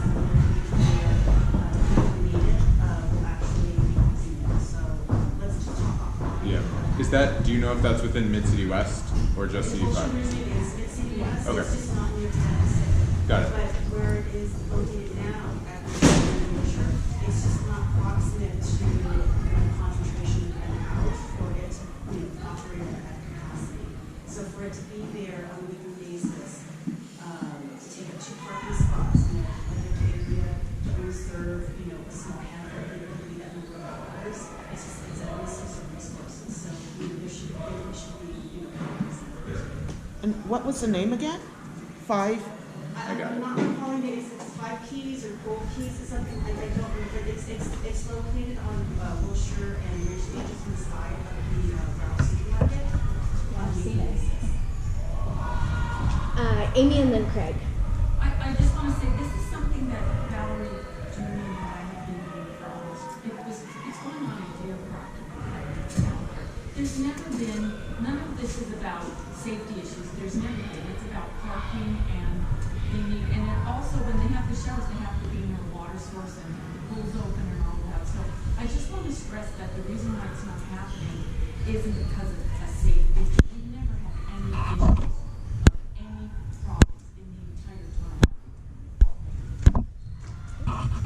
Thank you for your comment, Amy. Greg? Is there any chance to move it up over onto the Beverly Boulevard side of the park?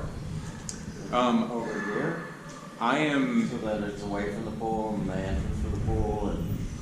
I hope to There's less have going on up conversations this way. with Eric once he returns, but he's out of town right now, Okay. and it's not able to have that. I would like that to happen, but we haven't figured it out yet. Okay. Ramiro. I'm trying to start a film festival in conjunction with the Oscar Museum. I'm talking to someone at Eden over there. It'll be a local shorts film festival. We wanted to maybe limit it to people who live in CD5, documentaries, animations, and the idea would be Oscar-nominated short, local short, and so on. So if anyone's interested in that, you can talk to me. I believe it would be something we can start in October, and we would have it perhaps monthly. We would see if there was interest. But I believe there's so many filmmakers here who don't get a chance to show their videos, show their voices. So as someone who's lived in LA for 10 years, I really want to reach out and find people who have great projects and give them that moment. Thank you for your comment. All right. Any, Shelby? Adding to Dre's list of fun things to do, on Wednesday nights at 6:30, we have a Melrose Wednesday walk. Everyone is invited, the entire neighborhood. You don't need to live in Melrose area. I have people from Sherman Oaks that come and visit us, Santa Monica, West LA. We walk the neighborhood for about 40 minutes, and then we go and support one of the local restaurants. And the restaurants love seeing us. They offer us discounts and appetizers.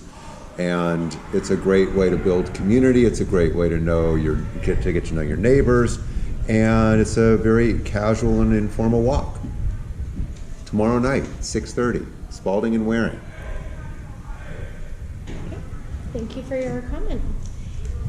All right. Are there any additional board messages or comments at this point?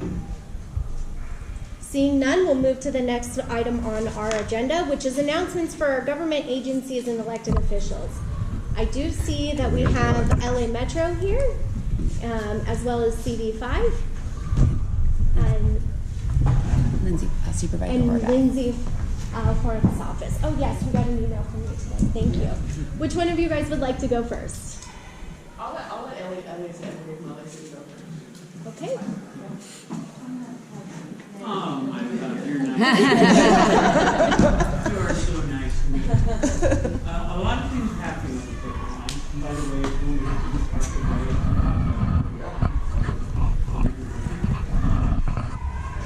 so the excuse me, could you introduce yourself, please? I can't.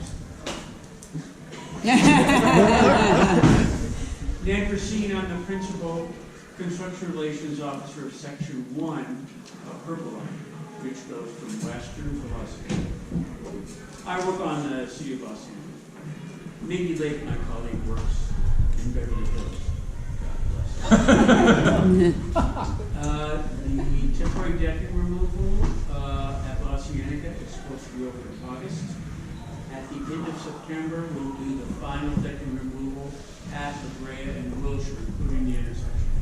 If you drive through that area, you'll notice there's a lot of work going on at the street level.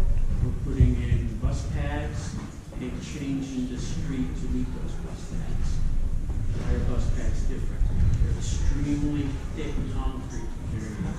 Buses will take a whole weekend to cure. That's why it takes a lot. Another thing that's happening, milestone, tunneling on the Purple Line is done.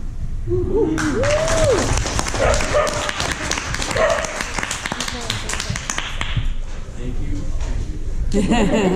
That means from Westwood to Western, it's finished. So if anyone calls you from La Brea and says those machines are making so much noise, we're done. Another thing that's going on is we've done all of the ceiling pours. So it's an incremental step. When the Freya decking is done, that means that from Fairfax to, let's say, Wilton Park, has been replaced. So it's another thing for near La Brea, I want to emphasize that sidewalk in front of 5200 is going to be a walkway now. It's going to be wider for parading. It's much wider than the original sidewalk was, including no trees. I wish I could tell you that we're done in front of the Mansfield, but there's this ongoing discussion between the city, Metro, and our design builder about the slope of the sidewalk. To build a sidewalk in the city of Los Angeles, you have to have a certain degree of slope, so water is not accumulated from the buildings. They're trying to figure out how to do that without going on to parking. Any other questions about the little tiny purple line? You probably don't even notice it's there. Thank you for your service. I think, what is this? What's going on? Thank you. All right. Thank you, Ned, and we always appreciate your time. Okay. So next, would we, Tao, would you like to go next? I have a discussion about so I'm going with my partner Amanda. Perfect. Amanda, correct? It's Amanda. Yes, can everybody hear me over the whole dribble situation? Yeah. My name's Amanda. I am Lindsay's field deputy for the Mid-City area. I don't have any particular updates. This is my first meeting. I just wanted to come and say hi and make myself available. If anybody needs anything, you're free to reach out. I sent the board my contact information. I don't have business cards yet, or I can pass on all day, but if you guys need anything, definitely let me know. I'm here to be from the county side. Excellent. Thank you for coming and thank you for addressing the board. Okay. Next up, our representative from CD5. Hi folks, it's Tao Tran, CD5, Mid-City West Field Deputy. Welcome to the incoming board members and for the outgoing board members, thank you for your service. As a former NC board member, I know that we're all giving your time very generously, so thank you for that. Tomorrow there's also a Wednesday walk over in the Miracle Mile area where I will be. And that's a walk that happens every single week. So for the Miracle Mile residents, you're welcome to come to that walk to also be constituents that report to me on a weekly basis. What time is the walk? 6:30. Same time as show. And where? It meets at 8 and Sierra Bonita at the Wall Street Park. Right across. Yes. John knows where it is. And then I know that the committees have not been set up yet, but I've got a couple of projects for this board and the executive committee to work on. The first one is National Night Out. So this year is the 15th annual National Night Out that's going to be hosted by Melrose Action and CD5. It's Tuesday, August 1st. It's the evening, starts at 6:30, and National Night Out, just for those that aren't aware, it is the National Recognized Day, where the community groups celebrate their relationship with local law enforcement officers and their partnership. So it's celebrated throughout the city, throughout the country, actually. And so ours takes place for Motion Division over at Vincennes Park. So we will be tabling there. It's good to see them there. Many neighborhood groups will be there. So if you want to reach out to the Melrose residents, that would be a great tabling opportunity. So the outgoing board members, be a great opportunity to mentor the incoming board members in terms of table at community events. And then the next part of business is, so if you guys are seeing here is a stretch of median along Fairfax that runs from Melrose to Willoughby. So in previous Mid-City West board terms, maybe like 3 or 4 terms ago, that board took advantage of the city's adopted median program. So the permit holders for the median from Melrose to Willoughby is actually held by Mid-City West Neighborhood Council. And if you see that median is actually it's really slack. And I think it's because no one's been there to freshen it up. It's actually the board's responsibility to keep that median fresh, because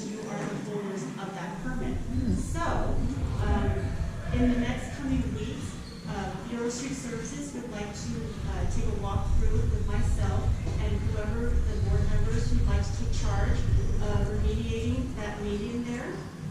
Or if you guys want to, you could also slap something on it and then give the median back and the city can handle it. However, previous board went through the trouble of adopting that median and being establishing themselves as the custodians and the caretakers of that median. You can see where that median, you can see the difference of where it's West Hollywood, that's Los Angeles.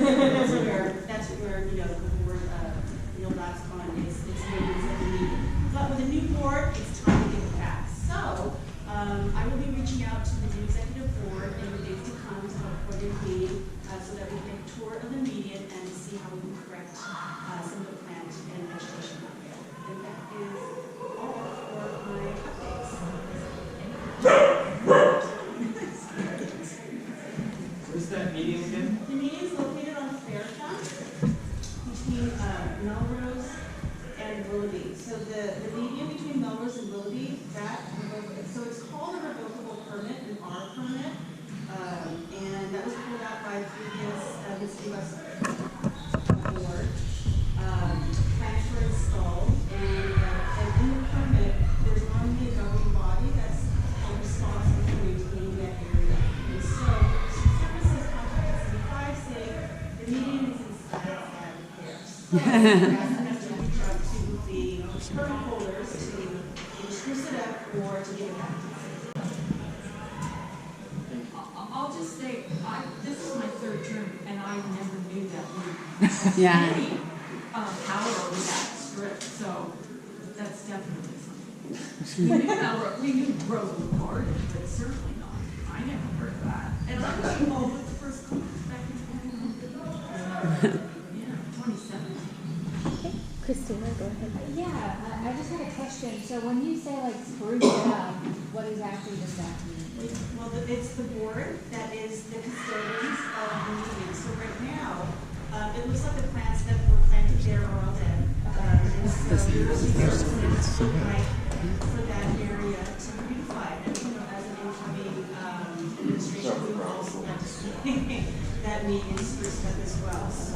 It sounds like as a next step, we should identify some board members that would work with. It sounds like do a walk on the site and then bring back. Correct, but we'll have to agendize it, we'll have to put it on the agenda and all that kind of stuff. So please make sure that you guys are looking forward to weighing in on that when it does hit the agenda. I'm sorry, the median between Melrose and Waring? Between Melrose and Waring is cement. The median between Waring and Willoughby has a couple of trees on it. That's probably the West Hollywood. No, West Hollywood starts north of Willoughby. So you're talking about this one median that has trees on it between Waring and Willoughby, not anything between Willoughby. Why don't we wait till people do a walkthrough and then readdress this when we have more information about what it would mean for us to take it on and what it would mean to give it back to the city?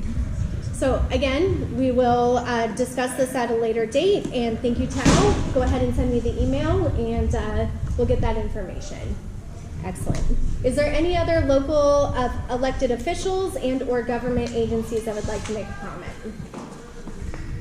Seeing no hands being raised, we'll move on to the next agenda item, which is discussing the discussion and possible action to approve our June general board meeting minutes.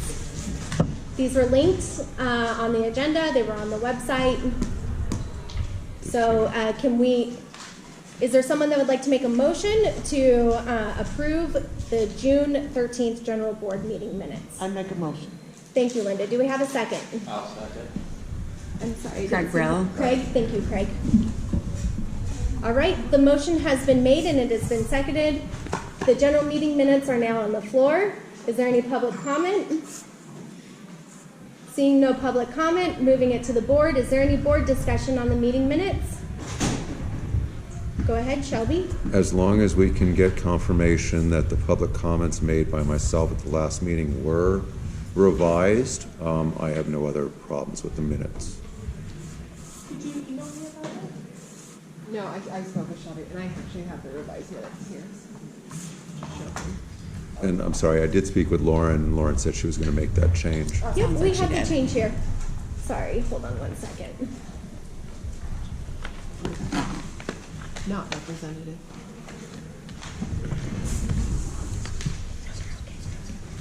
Did you take the word "not" out? I thought you said, sorry, to include it. The word "not" was there. I need the word "not" removed because my comments, I Yeah, believe, Lauren, I were. was confused about that because you tried to, I mean, I accepted your thing, but it was from 2021. I know, I did that, and then I went and looked at it again, and I thought it was to include the word "not," but Okay. it's to strike "not." Okay, I'm happy to make that. In general, if there are any issues like that, you can email me directly when I send it out to the I will. board. I'm sorry, I just saw it Totally yesterday. fine, you just got elected, but I'm always happy to make those edits. Thank you. So the revised board meeting minutes, striking the word "not" from the public comment. Is there anyone that would like to abstain or vote no on these meeting minutes? I have to abstain. I'll abstain. Okay, so please keep your hand up so that Amanda can see them. There are these Kipper abstentions. Yep. Ramiro, would you like to abstain or no? Okay. Abstain. Okay, hold on one second. Okay, wait, sorry, give me 1 second. Yeah. Okay. So Ramiro abstains. is Got it. abstaining. Nick Starr had his hand up. How would you like to vote? Nick would like to abstain. Nick Starr. Got it. Next, I saw Amy Goldenberg. How would you like to vote? I have to abstain. Okay, Amy, go ahead and abstain. Cindy, how would you like to vote? I'll abstain. Cindy is abstaining. Jay Keith? Abstain. Jay Keith is abstaining. Dre? Dre abstain. Dre is abstaining. Christina? Abstaining because I also wasn't there, and that seems like a thing. Christina? In the middle of this, can I ask to verify, are we required if we weren't there? No, you can vote on it if you were, even if you weren't present. Is there anyone else that would like to abstain or vote no? Okay, seeing no one voting no? So there's 7 abstentions is what I have. Perfect. Okay. All right, then the motion to approve the general board meeting minutes from June 13th has passed. Next, we have on our agenda is discussion and possible action to approve the monthly expenditure report. That's the MER from June 2023. I'm going to turn the floor over to Valerie so that she can speak to this as she was the treasurer for the last board. Sure. So, for those of you who are new, every month we're required to review and approve the statement of our expenditures for the last month. So this is a chance, if you haven't taken a look at the document, it just describes what we spent money on over the course of the month of June. And we spent a good deal of money on our wonderful Juneteenth event. And we spent funds on the unhoused neighbor outreach shower day that Julian was talking about. And then you'll see we also spent money on administrative expenses like administrative assistant, Dropbox, and so on. And if you look closely at that, you'll see that it says that we had money left over at the end of that fiscal year. We had almost $8,000 left, and the good news is that money is going to get rolled over into our budget for this year. So that will mean that instead of the standard neighborhood council budget, which is $32,000, we're going to have a budget of $40,000. If anybody has any questions about this report or about anything budget related, we're asking now. That's the 40,000 for the year, not for the 2-year term, right? For the year, fiscal year, yeah. Okay, thank you, Valerie. With that explanation, is there someone that would like to put the motion on the floor to approve the June 2023 MER? Dre, go ahead. Dre, I will make a motion to approve the June 2023 monthly expenditure report. Do we have a second? I'll second. Valerie seconds. Thank you. The motion has been made and has been seconded and is on the floor. Any public comment? With the overage road resurfacing project, Yes, that money ended up not being spent, so it went back into our budget, and that's a big chunk. That's $6,000 out of the $8,000 that we're able to borrow. Any other questions about the MER from the board? Seeing no other hands, we should move to a vote. And this is a roll call vote. Since this is a funding motion, it is a roll call vote, and it is to approve the June 2023 monthly expenditure report, or MER.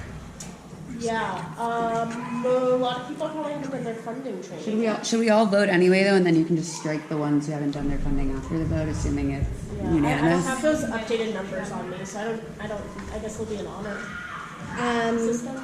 But then this seems good. Yeah. You could We haven't finished the funding part of the training camp, which is insane. Yeah, I'm just realizing we did have other funding motions that we had. Okay, hold on one second. We have John Darnell here who can weigh in on this. John? So for this one, you have to have all 3 trainings done to vote, since it's a vote on the funding motion. If you don't have that, then the city clerk will look at it.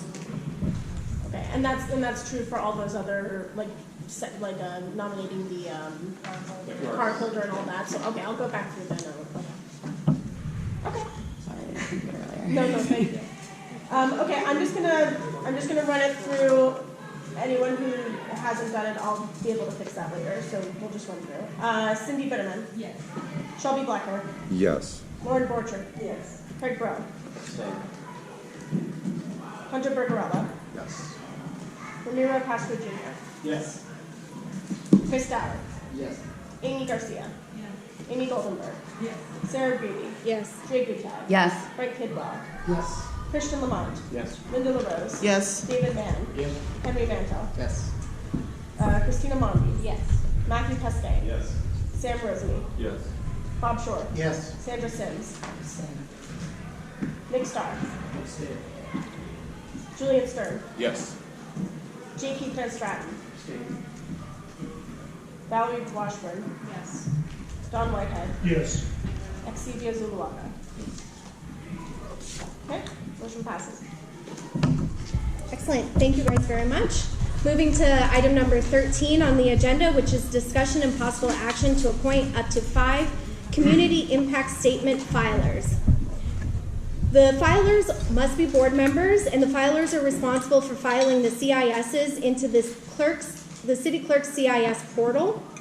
A CIS is a community impact statement, and it's how we let the community, our city council know what we would like them to take action on things that have an existing city file already. So this is stuff that there's already a file for the city council, and then we weigh in on it. There's a portal that you have to upload this information to, and we are allowed to select 5 of our board members to be filers. So that's what we're doing next. Can I get a motion put on the floor to discuss and possibly appoint 5? Any volunteers? None of these? Okay.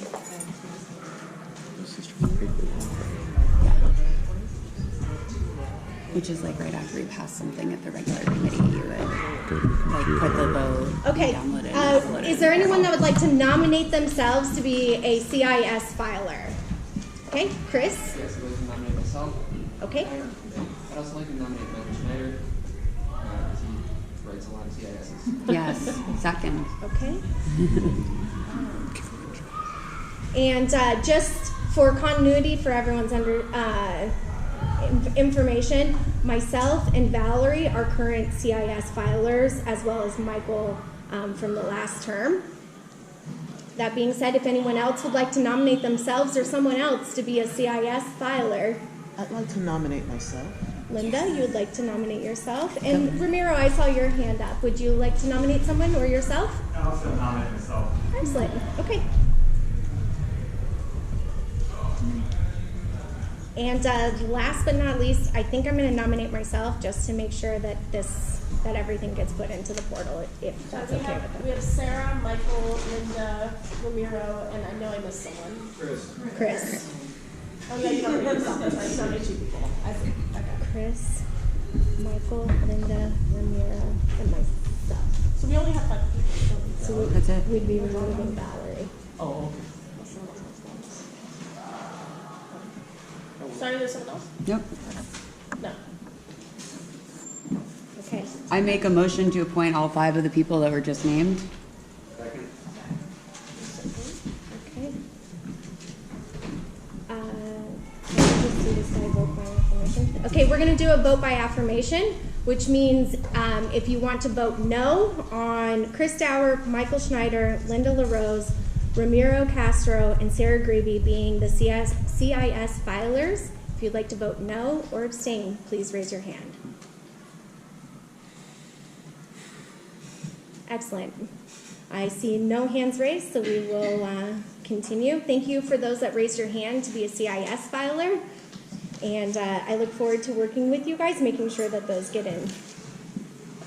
Okay, moving to the next one. It's discussion and possible action to appoint members to serve as representatives to various neighborhood council alliances and coalitions. The first one we're going to touch base on is the budget representative. Do I have a nomination for a person, a board member that would like to nominate themselves or someone else for this position?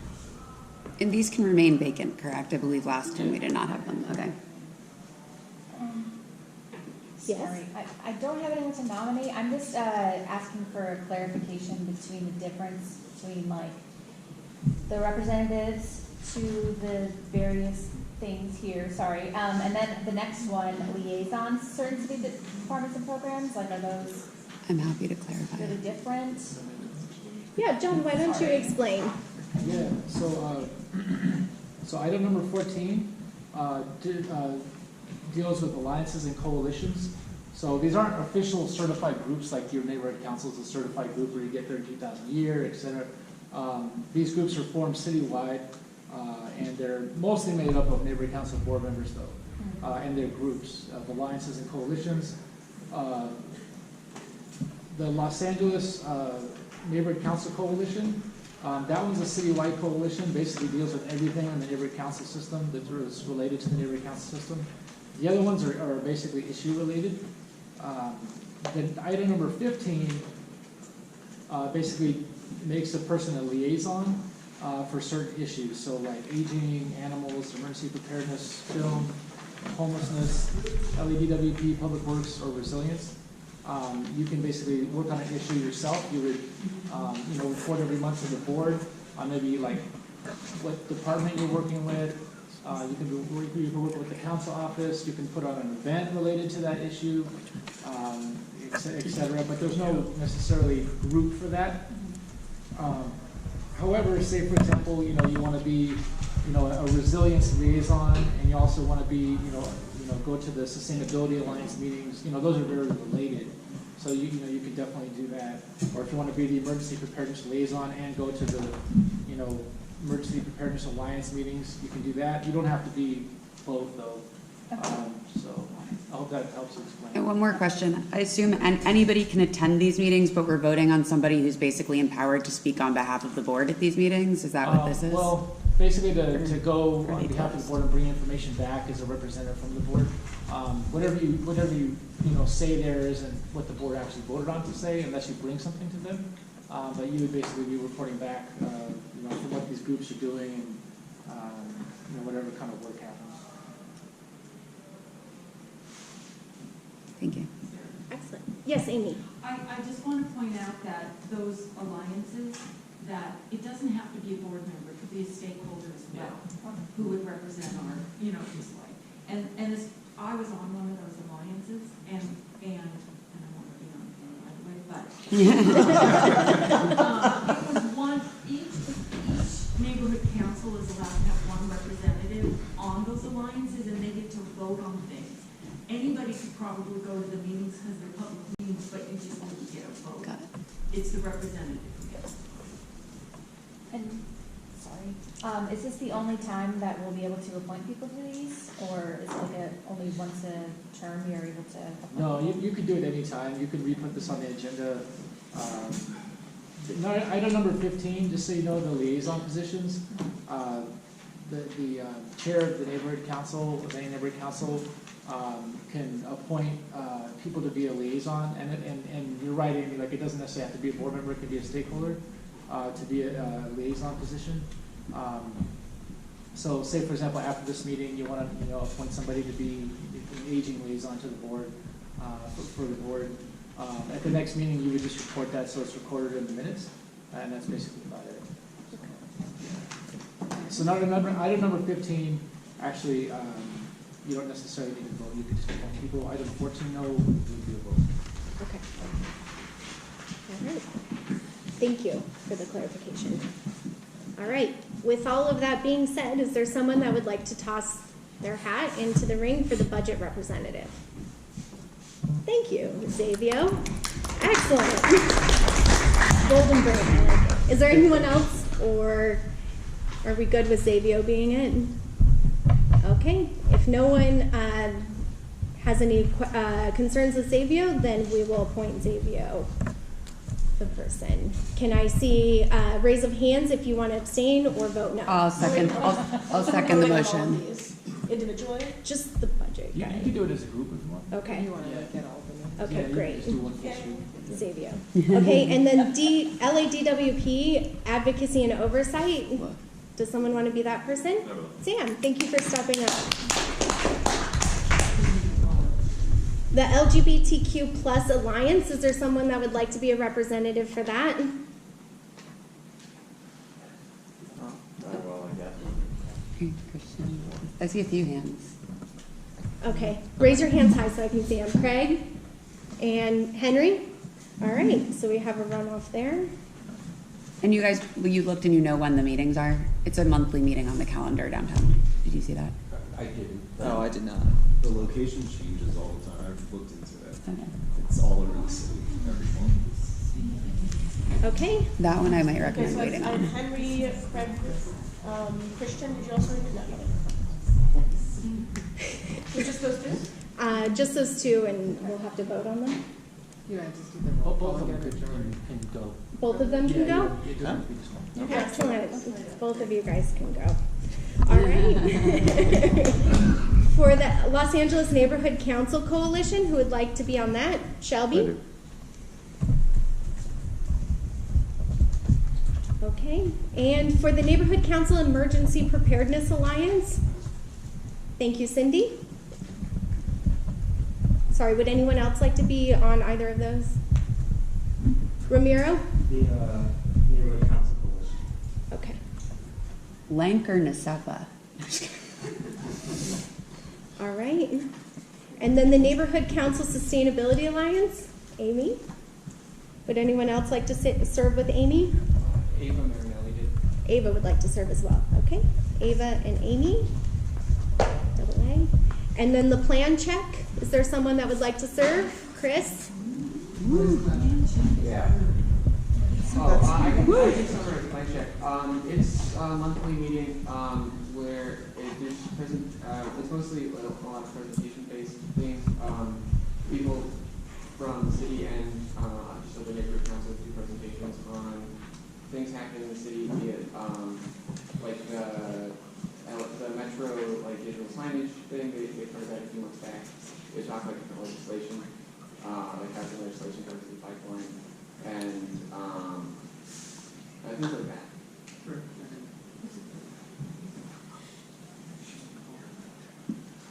I think I might be interested because I work in the Building and Safety Division for the City of Beverly Hills, and I deal with plan review engineers and planners, architects. I kind of speak their language, even though I'm not a plan checker. Okay.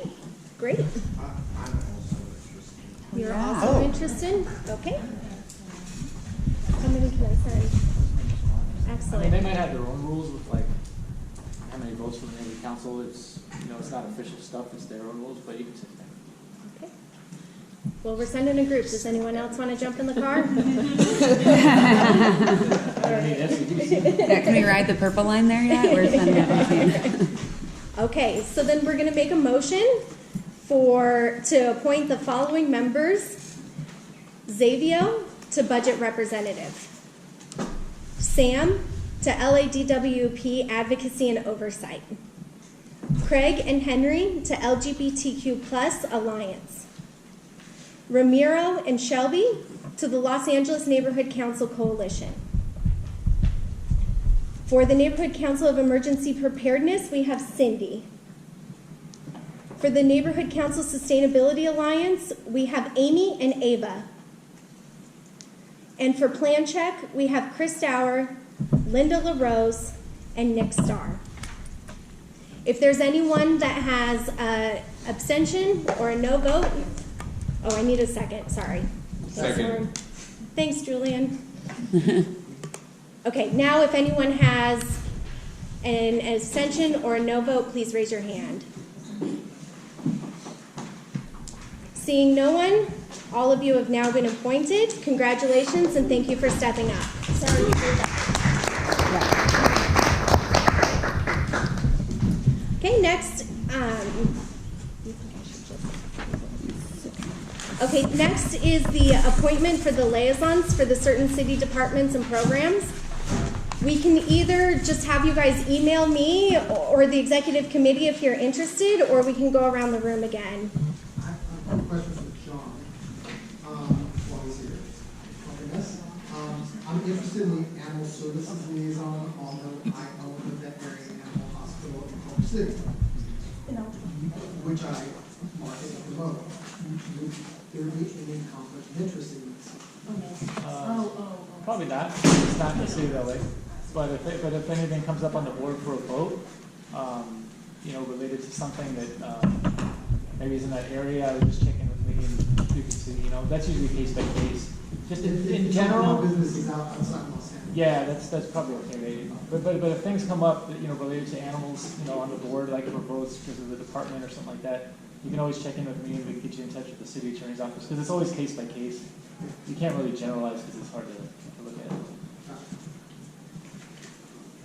Would anyone else like to throw their hat in the ring for any of the other? Yes, David. I'd like to volunteer for HOA. Thank you, David. I have a question. Yes. Can multiple people serve on, on animal liaisons or stuff like that? Yeah. As many people as Okay. And would it be a conflict because I run a doggy daycare business in the city of Los Angeles? No. No. No. It's just if something comes before the board where the board's going to vote on something, and it's maybe somewhat related to that, like maybe you could check anything, we can look at it. Okay. But it's usually only when there's a vote. Okay. All right, cool. Okay, and Matthew, you had your hand up and you're interested in film. Okay. Sandra, I saw your hand. Yeah, I'm also interested in film, but I am a member of SAG-AFTRA, so is that an issue? Well, it's case by case, so it's basically if the board's going to vote on something, then we can check in with the city attorney's office to see. It's case by case. But in general, no. It doesn't seem like there are any blanket bans. It's just like everybody's got I have a homelessness. Okay. Homelessness is Christina. I'd like to nominate Julian for homelessness. Okay. Christina and Julian. Yes. Yes. Okay. Excellent. I'll take whatever's left. Emergency prep, LADWP, Public Works, and Resilience. Sure. Great. Oh. Sam, you had your hand up, is that correct? LADWP. Okay. Great. Cindy. Sir, I can do the,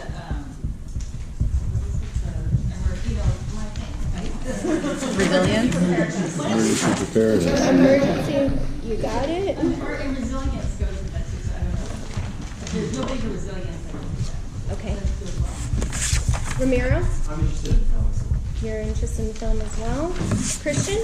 Can I get clarity on what resilience liaison is? Yeah, so right now it's the initiative from the mayor's office. It's a little dormant just because Mayor Garcetti had an initiative called Resilience LA, And so, it talks about sustainability, emergency preparedness. Basically, we had to be resilient in the face of, either acute issues or things that are, long lasting. And so there's not much going on. Mostly it's focused on emergency preparedness right now. But it also dips into everything. So, if you're interested in doing that, I can help you kind of get set up and more detail on that. I'd like to put my hand in the For resilience? And Public Works as opposed to LADWP, do we have any thought? Well, it's like streets, trees, sidewalks, Roger. Sewers, trash pickup. It can also be like when you do a cleanup. Sanitation actually has all the equipment and trash bags that can send to you, so that person can help hook that up. I've got a question for John. Is these liaisons that we're appointing, is this a new thing? Because the last term, I don't remember putting votes on the floor for this. Is this something new? No, these have been around for a while. It just really depends on the board's focus, what goes on the agenda or what doesn't go on the agenda, as far as, things like that. So, I worked with Lauren to create the agenda, so we made sure that, everything that, you could possibly think of for board reorganization on for the new meeting, the first meeting was on here. Sure. And so, no, these aren't new. Oh, okay, I just wondered. Yeah. So then, Jay Keith, you were throwing your hat into the ring for Public Works, yes? Apparently I am. Woo! Excellent, thank you. Okay, is there anyone else that would like to serve on any of these different ones as a liaisons that has not had a chance to raise their hand? Okay. If not, then I'm making a motion to appoint the following members to serve as the liaisons. For the aging, David Mann.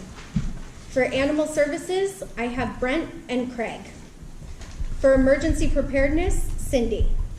For film, Matthew, Sandra, and Ramiro. For homelessness liaisons, I have Christina and Julian. For LADWP, Sam. For Public Works, Jay Keith. And for resilience, Christian. Oh, I also have Cindy. And Cindy, would you like that one? Okay. They Christian really are, unless it's- and Cindy for resilience. She's the second signer. Thank you for the second, Bob. Is there any abstentions or no votes? If so, please raise your hand. Seeing no abstentions or no votes, that motion has passed. Thank you very much. All right, and to the final and most exciting part of our agenda, our project motion. Don't we first have public discussion about it? You're still awake. Is this that you printed everything out? I was advised. You've already seen it. Seriously. So where's your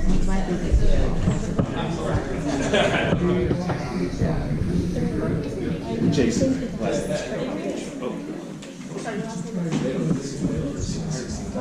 They have it memorized. Yeah, they do. Thank you for your patience tonight. Oh, no worries. I forgot how it felt, for COVID, we were doing Zooms and everything like that.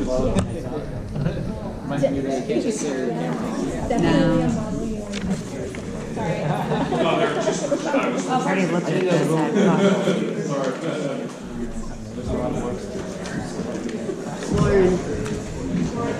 Lauren, now might be a good time to mention in the future you should put this in the Order, please. Order. We're turning the floor over to our guest. Hello. Hi, everyone. Thanks for your time tonight. I'm trying to keep brief. We can get everyone out of here. Hopefully, we can finally support the neighborhood council. So the project name is Terra LLC. It's a private club located on 920 North Los Angeles Avenue. Part of this request for alcohol was that the potential members, in discussion with Igor, the primary owner, they want alcohol as a convenience to the social club. So we find food as well with that. But what is in the packet right here, first page, will be 4 plans, just so you guys can see what it looks like. It's a 2-story location. If you're familiar with that west spot, it was a furniture antique store. There is a gate that borders the sidewalk into the actual premise, and there's 5 parking spots in the premise. Along with that, the licensee or the applicant is going to provide there will be security on site. So as you flush through the photos, there's a plot plan on there just so you can see kind of where the location's at. There's this aerial. Notice that it's in the C4 zone, or C4 1BS, sorry. So it's accordingly. There's some images, just the exterior. That exterior is the previous business, so that'll change. The gate will stay there. You'll see the rear there is the alleyway. We understand there's residents behind. There is no live entertainment with this business. In fact, it's very much a location where you go to, if you're a member, to have a bite, have a drink, work on anything that you're doing, extra work outside of your 9 to 5 day job. Obviously, with COVID and everything, jobs have changed. And so this kind of business here will allow for people with a creative mindset to go and work on what it is that they want to see outside. You'll see interior photos. Oh, yeah. The 12, sorry, I finished one thing. No, I was no, gonna ask about the 12 actually, outdoor Matthew. seats. Is there a picture of where the... Those are, so... Matthew, can we save questions until the motion's on the floor? Thank you. Thank you, everyone. So you'll see on the interior first floor, you'll see that they're putting quite a bit of money into this place, and it's not going to be a bar with a couple tables and some, and some bar seating. This is going to be very well done. Actually, on that second interior page, you will see to the left that little patio area right there. So that's where they're going to have seating for the exterior. It will be enclosed from the obviously the gate right there from Los Angeles. So border on the sidewalk right there. Just more interior photos so you guys can get familiar with yourselves. Page 11 actually shows the view looking out to the patio, so you can kind of see everything sitting outside there.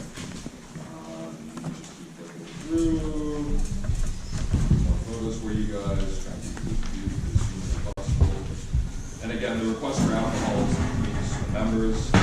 They're going to cap the membership to anywhere between 250 to 300 people. Right now they're deciding between that number.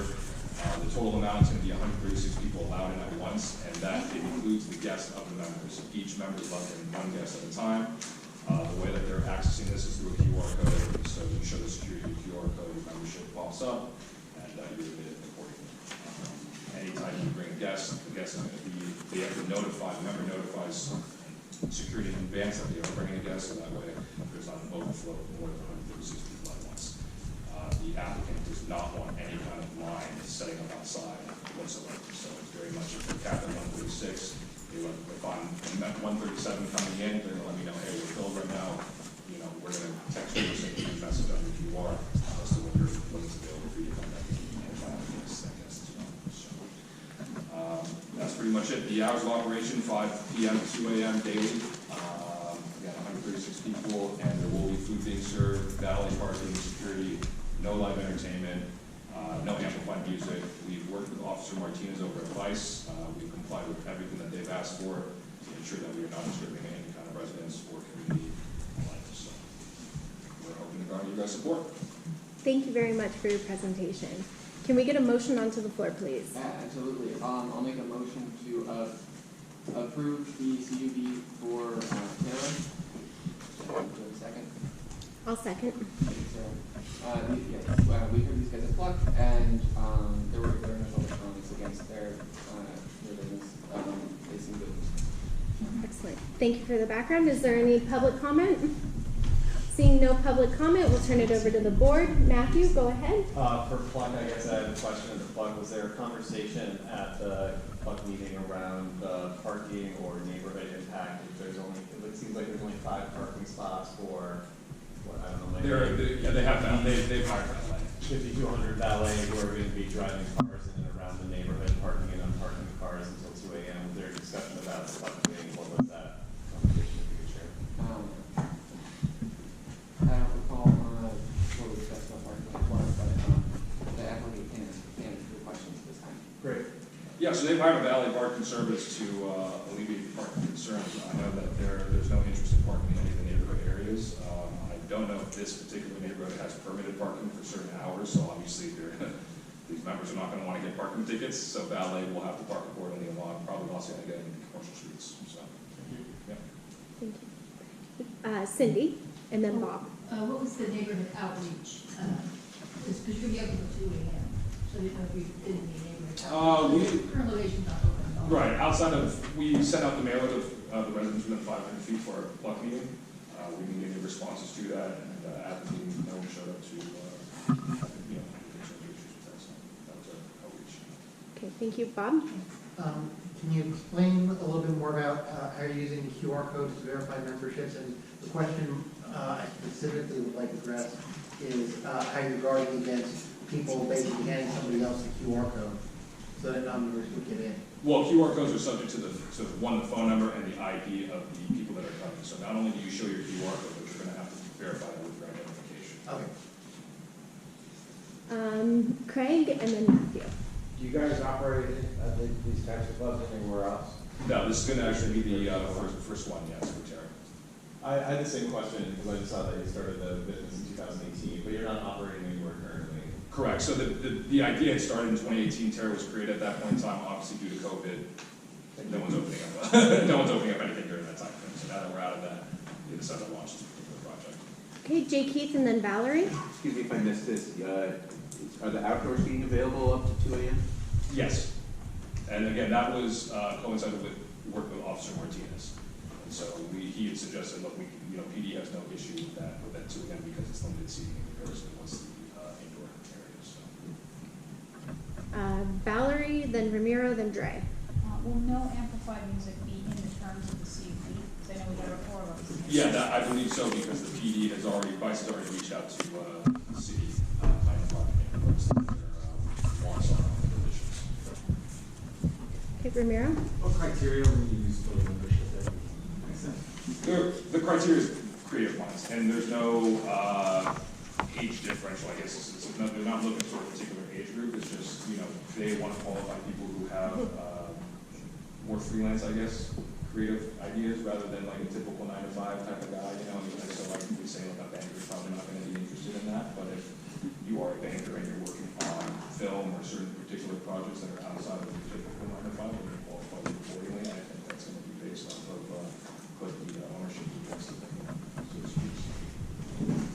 Thank you. Dre? I just want to say thank you both to your patience, and I plan to vote yes on this motion and encourage the board to vote yes on this motion as well, because these questions were asked and answered at the monthly pluck meeting, and I strongly encourage people moving forward these more robust conversations when it comes to planning and land use. There's one committee you're going to attend that isn't your own, go to pluck, because this is kind of where we can discuss all these things in depth. This is where you have a bunch of people who really know what they're doing. So as somebody who knows very little about planning and land use, except for my neighbor hates my ficus, that I trust the people who've done the research. I trust the people who ask the questions on pluck. So I intend to vote yes again, and I encourage everyone else to trust the committee on this.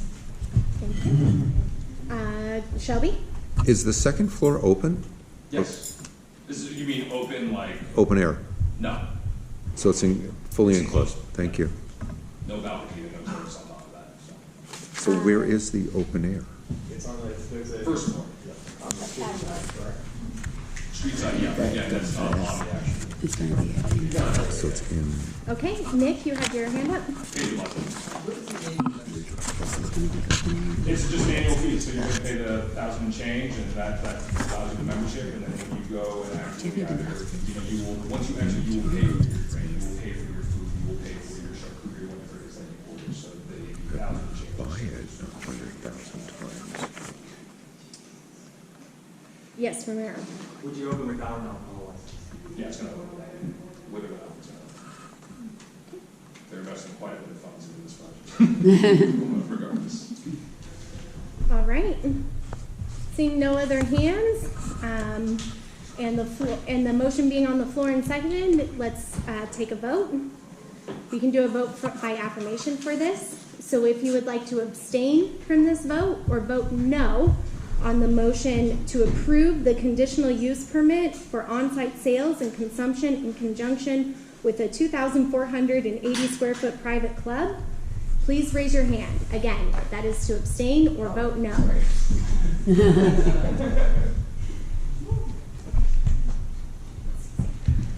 Okay, seeing no hands, this has passed. Congratulations, and thank you for coming.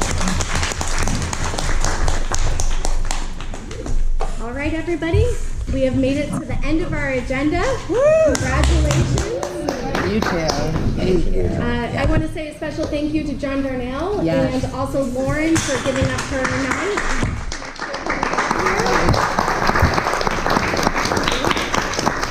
And before we call the meeting to adjourn, please make sure that you send your headshot over to Amanda. It is required that it's on our website, so you do need to provide that to Amanda, and please do so in a timely manner. And bio.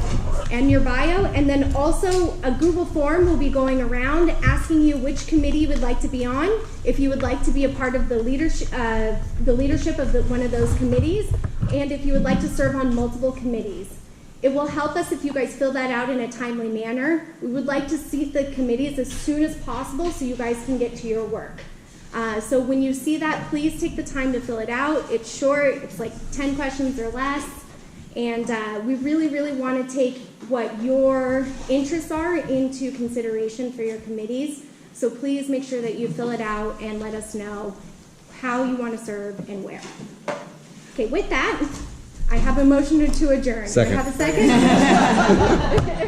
All right. Congratulations.